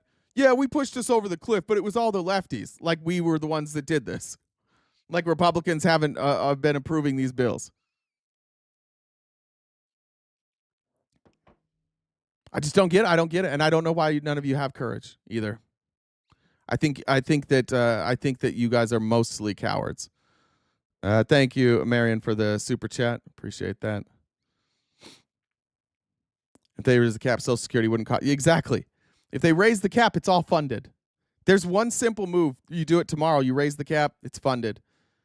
You could actually even give people more money on Social Security just by raising the cap. Just by saying to rich people, hey, you'll always pay Social Security no matter what.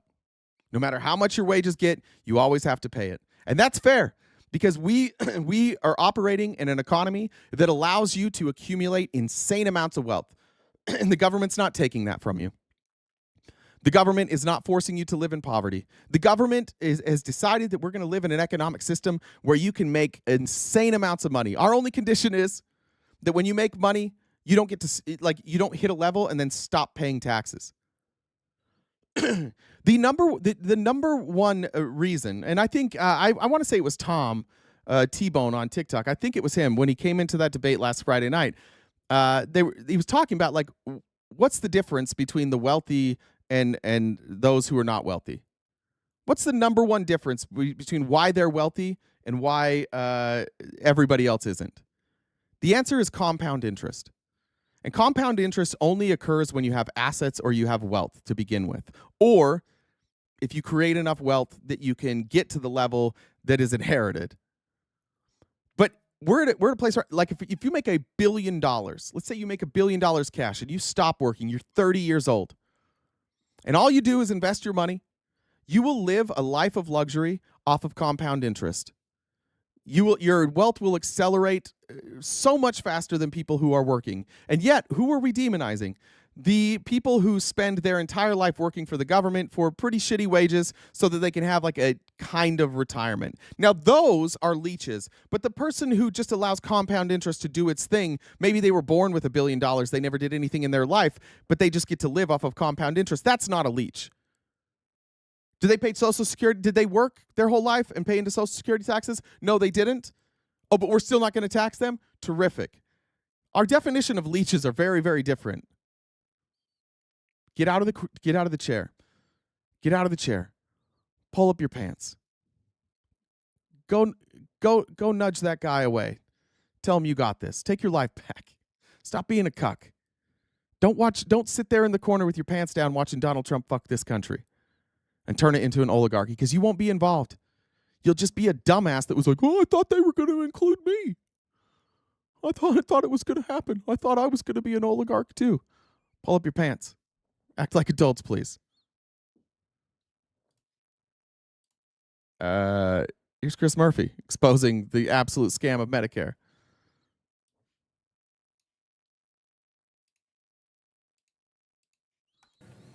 As a means of passing the continuing resolution, there was a deal apparently cut. This is reported in the press, in which... I heard it. I heard him say deal. I heard him say it the right way. Real quick, sorry, meant to read a couple comments. Tiffany said everything. Thank you, Tiffany. Thank you, Jasmine, for joining the Dollar Train. Jennifer says, love you guys. Thanks for all you do. Thank you very much. There was a promise made to finance this tax cut with $2 trillion of cuts to Medicaid and Medicare. Medicaid, poor kids, poor families, Medicare, seniors in this country. Now, $2 trillion is a hard number to get your head wrapped around. But there is no way to enact $2 trillion, a T worth of cuts in Medicare and Medicaid without hundreds of thousands of people, senior citizens and poor kids, losing access to care. You are literally, this is not hyperbole, $2 trillion worth of cuts means the nursing homes shut down. People are put out on the streets. It means that poor kids don't get access to mental health services. And so what happened 8 years ago was cruel. A tax cut put on the American public's credit card, 80% of the benefits going to the very, very richest, none of it trickling down. This version that Republicans are talking about passing in a matter of weeks is even more cruel, because it is the same balance, the benefit going to the very, very wealthy, President-elect Trump's friends who pay to get in and out of Mar-a-Lago, but financed immediately by cuts that are going to be devastating for the people in this country who get up every day relying on programs like Medicare and Medicaid. But maybe they created jobs.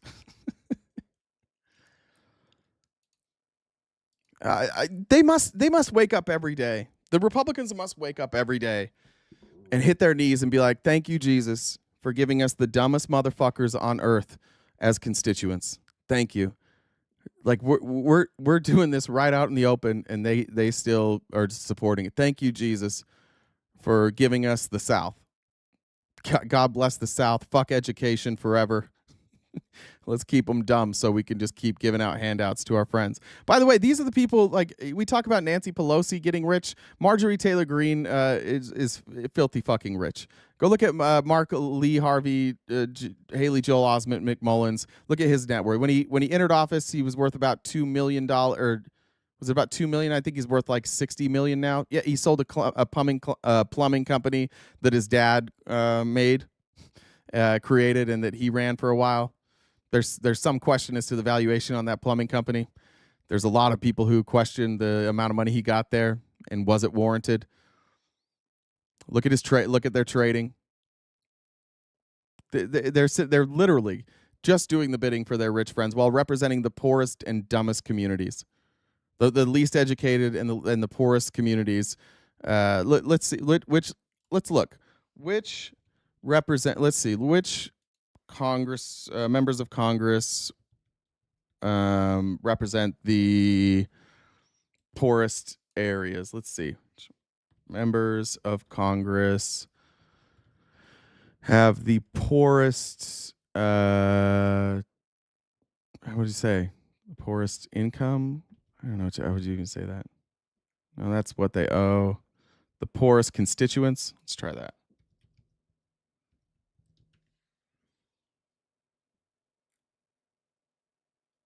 Now, let's see. Poorest districts in America. Let's try that. Let's see where it is. I don't know. I don't know the answer to this, to be honest.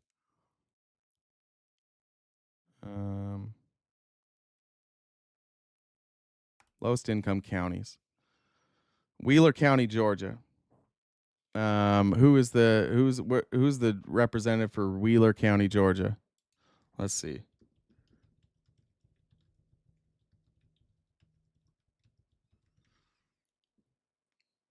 Rick Allen?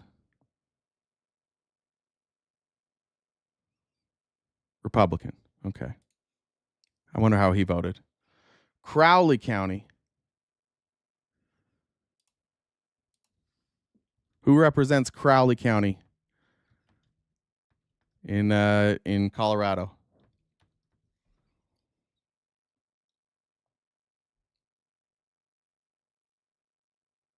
Say Congressional District 4.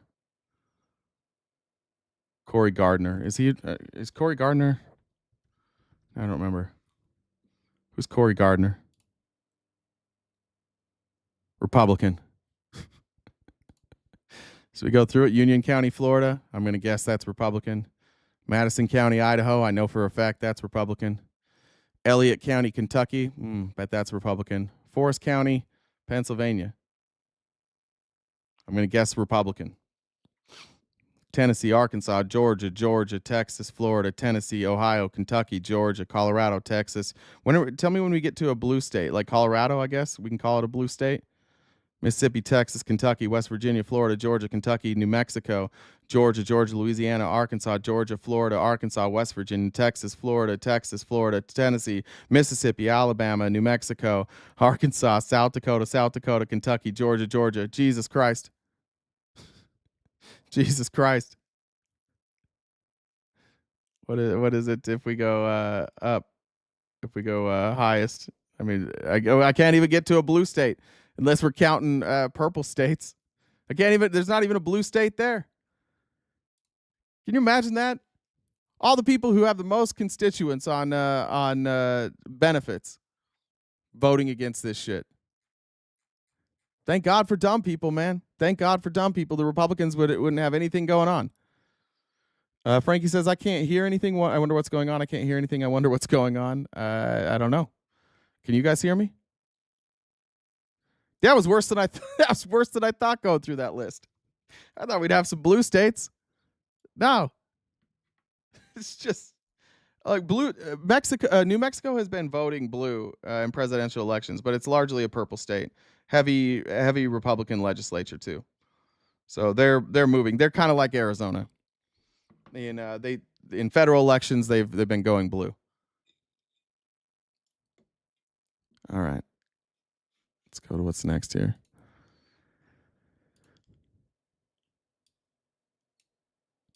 Here's Fox News now. This is Jim Jordan on Fox News.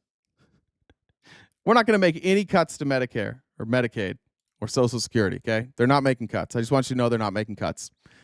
Except... But here domestically, because you guys got to get together on this budget deal. Yeah. The New York Times reports on the House version, the budget that Speaker Johnson has negotiated for the next decade calls for around $880 billion in cuts to Medicaid. That's in an effort to counterbalance a portion of the tax cuts. That scares people when they hear that. Where do we get $880 billion out of Medicaid? The focus has been clear. The president's been clear. Waste, fraud, and abuse we're going to look at. That's not clear. That's not clear. The message has been clear. We're not asking about the message. We're asking about the money. Is there enough of that to cover $880 billion? Well, we're going to look to find that. I do think we're not looking to make cuts to Medicaid.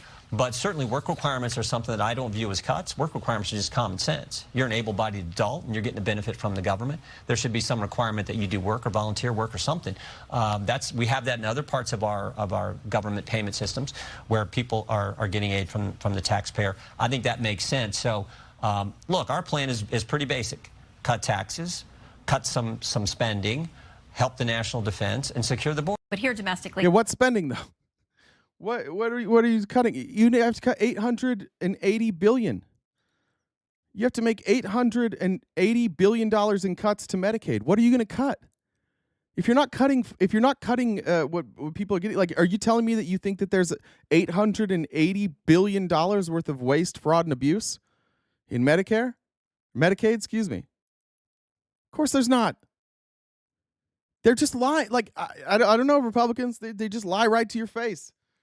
Me, as Liv would say, me personally, I wouldn't stand for that. Me personally. Let's go to here's Dan Crenshaw. I'm gonna move. I want to talk just a little bit about Ukraine before we go on, and how it's wild that the Republicans, how many people they're abandoning at once. It's hard to keep track, but they're also abandoning Ukraine and our allies in Europe. Here's Dan Crenshaw, who now is persona non grata amongst Republicans, going after Glenn Greenwald, who is a sniveling little bitch. They're being forcibly dragged in there and used as cannon fodder, or they're fleeing and risking their lives to do it. The reality is Russia is winning the war or has won the war. And you can say, oh, you must be a Kremlin agent to say that. Well, you just got to know nothing about military information or tactics. That's what you have to do to say that. You just have to know nothing. So the idea which is clearly what you do. Yeah, well, you've got so many facts wrong. It's hard to know where to even start. You can. You think Ukraine is winning the war? In which direction is the front line moved, Dan? Has it moved westward or eastward? It depends on where you're looking at. It depends on where you're looking at. I hate to break it to you, but it depends on where you're looking at. And the ratios of Russian deaths to Ukrainian deaths, it's like 4-1. You just don't know what you're talking about. You've never fought anything. You have don't no know idea anything what about you're the military. I fought a lot of things. I fought a lot of things. Yeah, look, he's out there running. They're doing this thing now where they're running out, trotting out Republicans, and Republicans are trying to convince you that that Russia's the good guys and Ukraine is the bad guys. They just nonstop all day yesterday and the day before, just trotting out. Here's on Maria Bartiromo. This is what was his name? Steve Witkoff. Actually, I think I showed some of Steve Witkoff yesterday. No, this isn't Steve Witkoff. This is son of a bitch. What's his name? It'll show his name. Witkoff's older. In more territory, can you acknowledge that Russia is the aggressor here? Well, you know what? Who would you rather having go toe-to-toe with the likes of Vladimir Putin, Kim Jong-un, Xi, or who? Is Russia the aggressor? Let me suck off Donald Trump for a few minutes instead. I know you asked me if Russia was the aggressor here, but instead of doing that, I'm going to take Donald Trump's penis and I'm going to put it directly in my mouth so that when he watches this, because that's what he does, he watches the news, he's going to see that I was a good little boy. Anyone else? Joe Biden or Donald Trump? He's the deal maker in chief.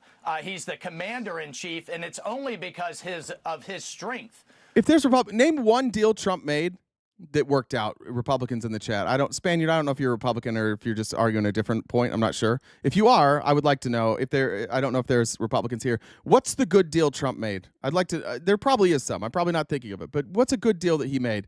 He's got this name, the deal maker in chief. Why? Because somebody ghost wrote a book for him that is stupid. Like, by the way, go read The Art of the Deal. It's remarkably dumb. That we're even in this position. And President Trump's own words have been that Russia invaded a neighbor under Bush, under Obama, and under Biden, but not him. It didn't happen his first term, and he's going to bring it to an end his second term. And I just laid out the framework to do that, that we are all, he has a great team around him, that everybody is moving out. He's got a 04. He's got a 04 Secretary of Defense. I was listening to a podcast the other day, and this guy had wrote in a letter that he was like, when I was in the National Guard, I was also a public school teacher. And as a public school teacher who was part-time in the National Guard, I outranked Pete Hegseth. He doesn't have a good team around him. He has a horrific team around him, but they're all really confident. None of them have any real experience in doing what they're doing, but they're confident, and they look right out of central casting. He's got maybe the dumbest cabinet ever assembled around him, and they're all just yes men. Spaniard, I saw you said you're not Democrat or Republican, but yeah, if you think of one, let me know. If you can think of a good deal that he made, let me know. Now we've got Adam Kinzinger.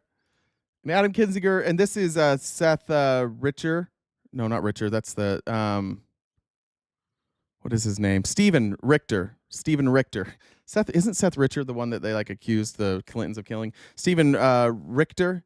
I've spoken with him in person many times. He was a Maricopa County assessor maybe. Interviewing Adam Kinzinger, and Adam Kinzinger just wants to point out, like, Russia's not winning. This idea that Russia has leverage right now is silly. Russia doesn't have leverage right now. Russia has a friend in Trump, but they don't have leverage. Almost every Republican in Congress supports Israel, supports funding for Israel, supports letting Israel do whatever it needs to do to secure itself. Very few Republicans in Congress are aggressively outspoken about helping Ukraine do the same. Why? Look, part of it is, and it would have been a good question for Russell Moore and David French, there is a religious component to it. This idea that Israel can do no wrong, right? There's also the political pressure that exists and the fact that Donald Trump supports Israel. I honestly think if Donald Trump would be a huge Ukraine supporter, every Republican would be a Ukraine supporter because they do whatever he wants. I mean, literally, it's not because they're good, it's because they do whatever he wants. And I think there's a huge point to that, which sadly is the case. And, you know, look, we can disagree with Israel on some things, we can disagree with Ukraine on some things, but listen, Israel was attacked, Ukraine was, to sit here and say that Ukraine started the war is batshit crazy. And the idea that's two bad words, sorry guys, I'm falling into the trap. But that it's crazy. And by the way, the war could stop this next second if Russia just simply ceased offensive combat operations. The war's over, that's it, right? Yep. And I want to say really quickly, Russians have lost 800,000 men dead, wounded, or captured, or missing. We lost like 400,000 or 500,000 in World War II. We liberated a continent, took down an empire with half of the casualties that Russia has had to only control 20% of Ukrainian territory. Don't tell me Russia's winning. They're not. They're barely holding on for dear life. And the only one that can save them right now is Donald Trump, and he's trying his best to do that. Now, there's this idea of peace through strength that Republicans love to talk about. I don't think they're doing peace through strength. I think they're doing peace through perceived strength, and the perception of strength is from them and them only. I don't think Vladimir Putin looks at Trump as a strong man, and frankly, I don't think anybody does. I think people look at him as a pretty malleable, dumb guy. In World War II, Hitler was getting aggressive. I can show you let's pull up a map here of Germany. Let me pull this up. This always makes it's easier for me to explain when there's a map, because then I can figure. All right, so here's Germany right here. You see, this is Germany. This is the Czechia, which was the Czech Republic. Germany basically had been wandering into to the Czech Republic. And they were taking over land, exactly like Russia's doing. Everybody knew that Germany here was a problem because of Hitler and because of his fascistic ideas. And everybody knew that Italy was also a problem with Mussolini. And the United Kingdom and France here and Denmark and Poland, they had not kept up like militarily. Spain, they hadn't built up their military as quickly following World War I as Germany and Italy did. Germany and Italy, they made that like their focus. And Germany just starts invading over here. Now you'll notice this seems kind of familiar. Germany invades. The folks from the United Kingdom, specifically Neville Chamberlain, basically went to Germany and was like, "Hey, knock it off." And Germany was like, "Maybe, let's talk about it." And so Neville Chamberlain met with Germany, with Hitler, and they came up with an agreement. And basically, like, if you can watch my mouse here, if you just cut inside the lines here, you basically say Germany is going to be able to keep this land that they already invaded. Germany gets that land, and then Neville Chamberlain came back to the UK. Here's his actual speech. You can watch the speech of him landing. He comes back, and the reason I bring this up is because it's exactly what's happening now. It's exactly what Trump's plan is. Trump's plan is Neville Chamberlain's plan.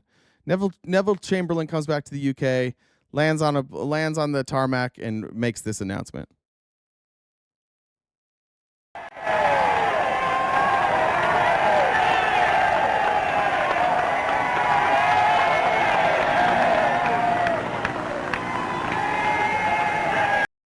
So Neville Chamberlain is saying, all right, look, we've come back. We have ceded some ground, and it's temporary. We've ceded this ground to Germany right here in Czechoslovakia, and this is for future negotiations. We're just we're gonna have future negotiations, but for now, and he holds up a paper. He's like, this is signed by me, and it's signed by Hitler, and I think this is great. I think this is going to work. Now, if we look at Ukraine, and here's Russia. Why does it always put it? Let me just find it. You can see where Crimea is.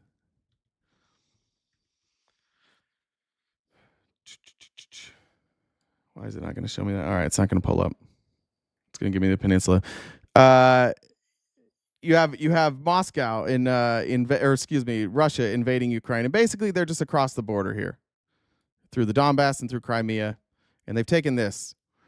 And Trump is saying, "Hey, yeah, you'll probably just get to keep that, but it's for the greater good," exactly like Neville Chamberlain said about Slovakia or Czechoslovakia.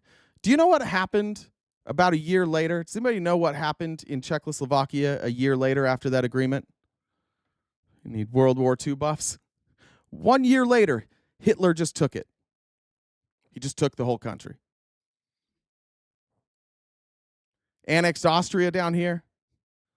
Just like, this is mine now.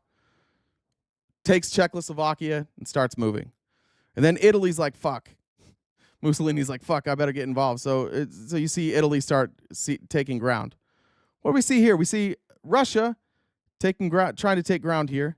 You see the United States saying, we want to take this ground. There were people in the United States that sounded a lot like Trump and a lot like the Republicans during the early 1930s. One of them specifically was Henry Ford. And Henry Ford was a Nazi. Ford opposed the United States' entry into World War II, despite the fact that following World War I, we had made agreements with the Allies in Europe. There were Nazis in America who said, I don't care if we have agreements. I don't care about any of this. We should not be over there. By the way, what's wrong with Hitler? What's so bad about Hitler? Hitler, he's just a nationalist. What's so wrong with being a nationalist? What's so wrong with wanting like a homeland? What's so wrong with not wanting immigrants into your country? What's so wrong with taking care of your country first? That's what the Nazis in America were saying. Yeah, we're with Hitler. Now the Nazis in America are saying we're with Russia. Using the exact same argument. Hey, I know, look, we're not the world's police, okay? We're not. I know we've got agreements, but we're not the world's police. Let them do their thing. He believed that international business could generate the prosperity that would head off wars. Henry Ford's like, you know what really could fix this? Is if we just branch out and we start doing business with all these countries. What if Trump starts doing deals with all these countries? That'll fix it. Well, that's what Henry Ford said too. And guess what? Henry Ford's out there supplying vehicles to the Nazis. He continues to work with the Nazis. He insisted that the only reason that war even existed, where Hitler was invading other countries, was because of greedy financiers. Oh. I wonder who he meant by greedy financiers. They just wanted to keep the war machine going so the banks would do well. All this sound familiar? We've already done this shit before. We've done this exact shit before. We've chosen not to stand with our allies before, and eventually it led to what? Eventually it led to World War. Eventually it led to Pearl Harbor. Because we sat on the sidelines and allowed this to happen. We didn't stand with our allies. When the war kicked off in 1939, Henry Ford said he didn't want to trade with belligerents. He didn't trust the Roosevelt administration because that was just a big government. He thought Roosevelt, like Joe Biden, they're not working with Hitler. They're not sitting down and giving Hitler the things that he wants, so they're inching us towards war. They're not giving Putin what he wants, so it's Joe Biden really that's inching us towards war. Obama tried appeasement. He gave Crimea to Putin. Essentially, he's like, yeah, we're not going to do shit about it. And then Putin's like, thank you. And then he invades some more. Appeasement doesn't work. It's never worked. Donald Trump thinks he's he thinks he's out here being shit. What's the guy's name? I'm so bad at this. Churchill. He thinks he's Churchill. He's not Chamberlain. He's Chamberlain, though. And Chamberlain had to resign in disgrace because Chamberlain was a pussy, just like Trump. And he got played by Hitler, just like Trump's getting played by Putin. This is the exact same story. There's really no difference here. Appeasement will not work. It hasn't worked. Because the person that you're dealing with is only using appeasement to regroup. Hitler only signed that agreement with Chamberlain because he needed time to regroup and rebuild. And Chamberlain needed that time to build up his army, so it worked for Chamberlain too. But Hitler was so far ahead of Chamberlain, he was so far ahead of Great Britain, that he recovered quicker because they were building up their military. And so then he could just go take Czechoslovakia. And at that point then, we were in a world war. This is the same fucking thing. It is the exact same thing. And who is it? Ironically, one of the wealthiest people in the world, one of the wealthiest people in our country, Henry Ford, not a member of the government, was able to influence all these people and sat by, and the United States sat on the sidelines for far too long and allowed Hitler to take Czechoslovakia. By the way, what did we do? We just sold him arms. We just sold the UK arms. That's what we did. Just like we're doing with Ukraine. Or we'll just sell you arms. We won't keep any of our commitments, but here's some ammunition. And now that it worked, because Russia isn't as strong as even like Germany was, now that it's working, the Nazis over here are like, fuck. Last time this didn't work. And now we got to figure out a new plan because it's working, because it's taking out the Russians. 80 years later, it's the same people. It's wealthy oligarchs who have conservative beliefs, who are saying, let the fascist dictator across the pond do his own thing. Why should we be involved? Why should we give a shit? Why should we worry about any of this? Like, why should we go protect France? I mean, we're not a country without France. We lose the Revolutionary War without France. We're still part of the British Empire if France doesn't exist. But why should now, when it's time to support France, why should we support France? We've already taken from them what we need from them. We've already done it. You're either a Nazi or you're not at this point. You're either a fascist or you're not. There's not really a line anymore. We're just doing fascism. I don't know what to say to Republicans. Let me check comments real quick, and we'll get out of here. Sorry, it was a down day for donations, but I think that's because we have a topic that's not very fun, and I think that there's a lot of people probably concerned about tightening up their pocketbooks right now. So I understand that. I appreciate you guys being here, though. Daniel says, thanks for all you do. Thank you, Daniel. Appreciate that, my friend. I think that was it. Did I get all the super chats? I think I got all the super chats. I put any of them. I tried to grab the screenshots of them. Yeah, that's what I'm looking at. Hopefully Frankie's. Hopefully Frankie got. Did Frankie get theirs sorted out? Their sound wasn't working. I haven't heard it one way or the other. I'm not sure. Okay. If anything, if you guys could go, like I said, check out some of our content, our videos over on YouTube, that helps out a lot too. That would be a way to help support us without having to send a donation. That would be awesome. Yeah, make YouTube pay us. Make YouTube pay the bills. I appreciate it. I see the shares. I see it all the time. And I appreciate you guys engaging with the content. It is making a difference. It is growing.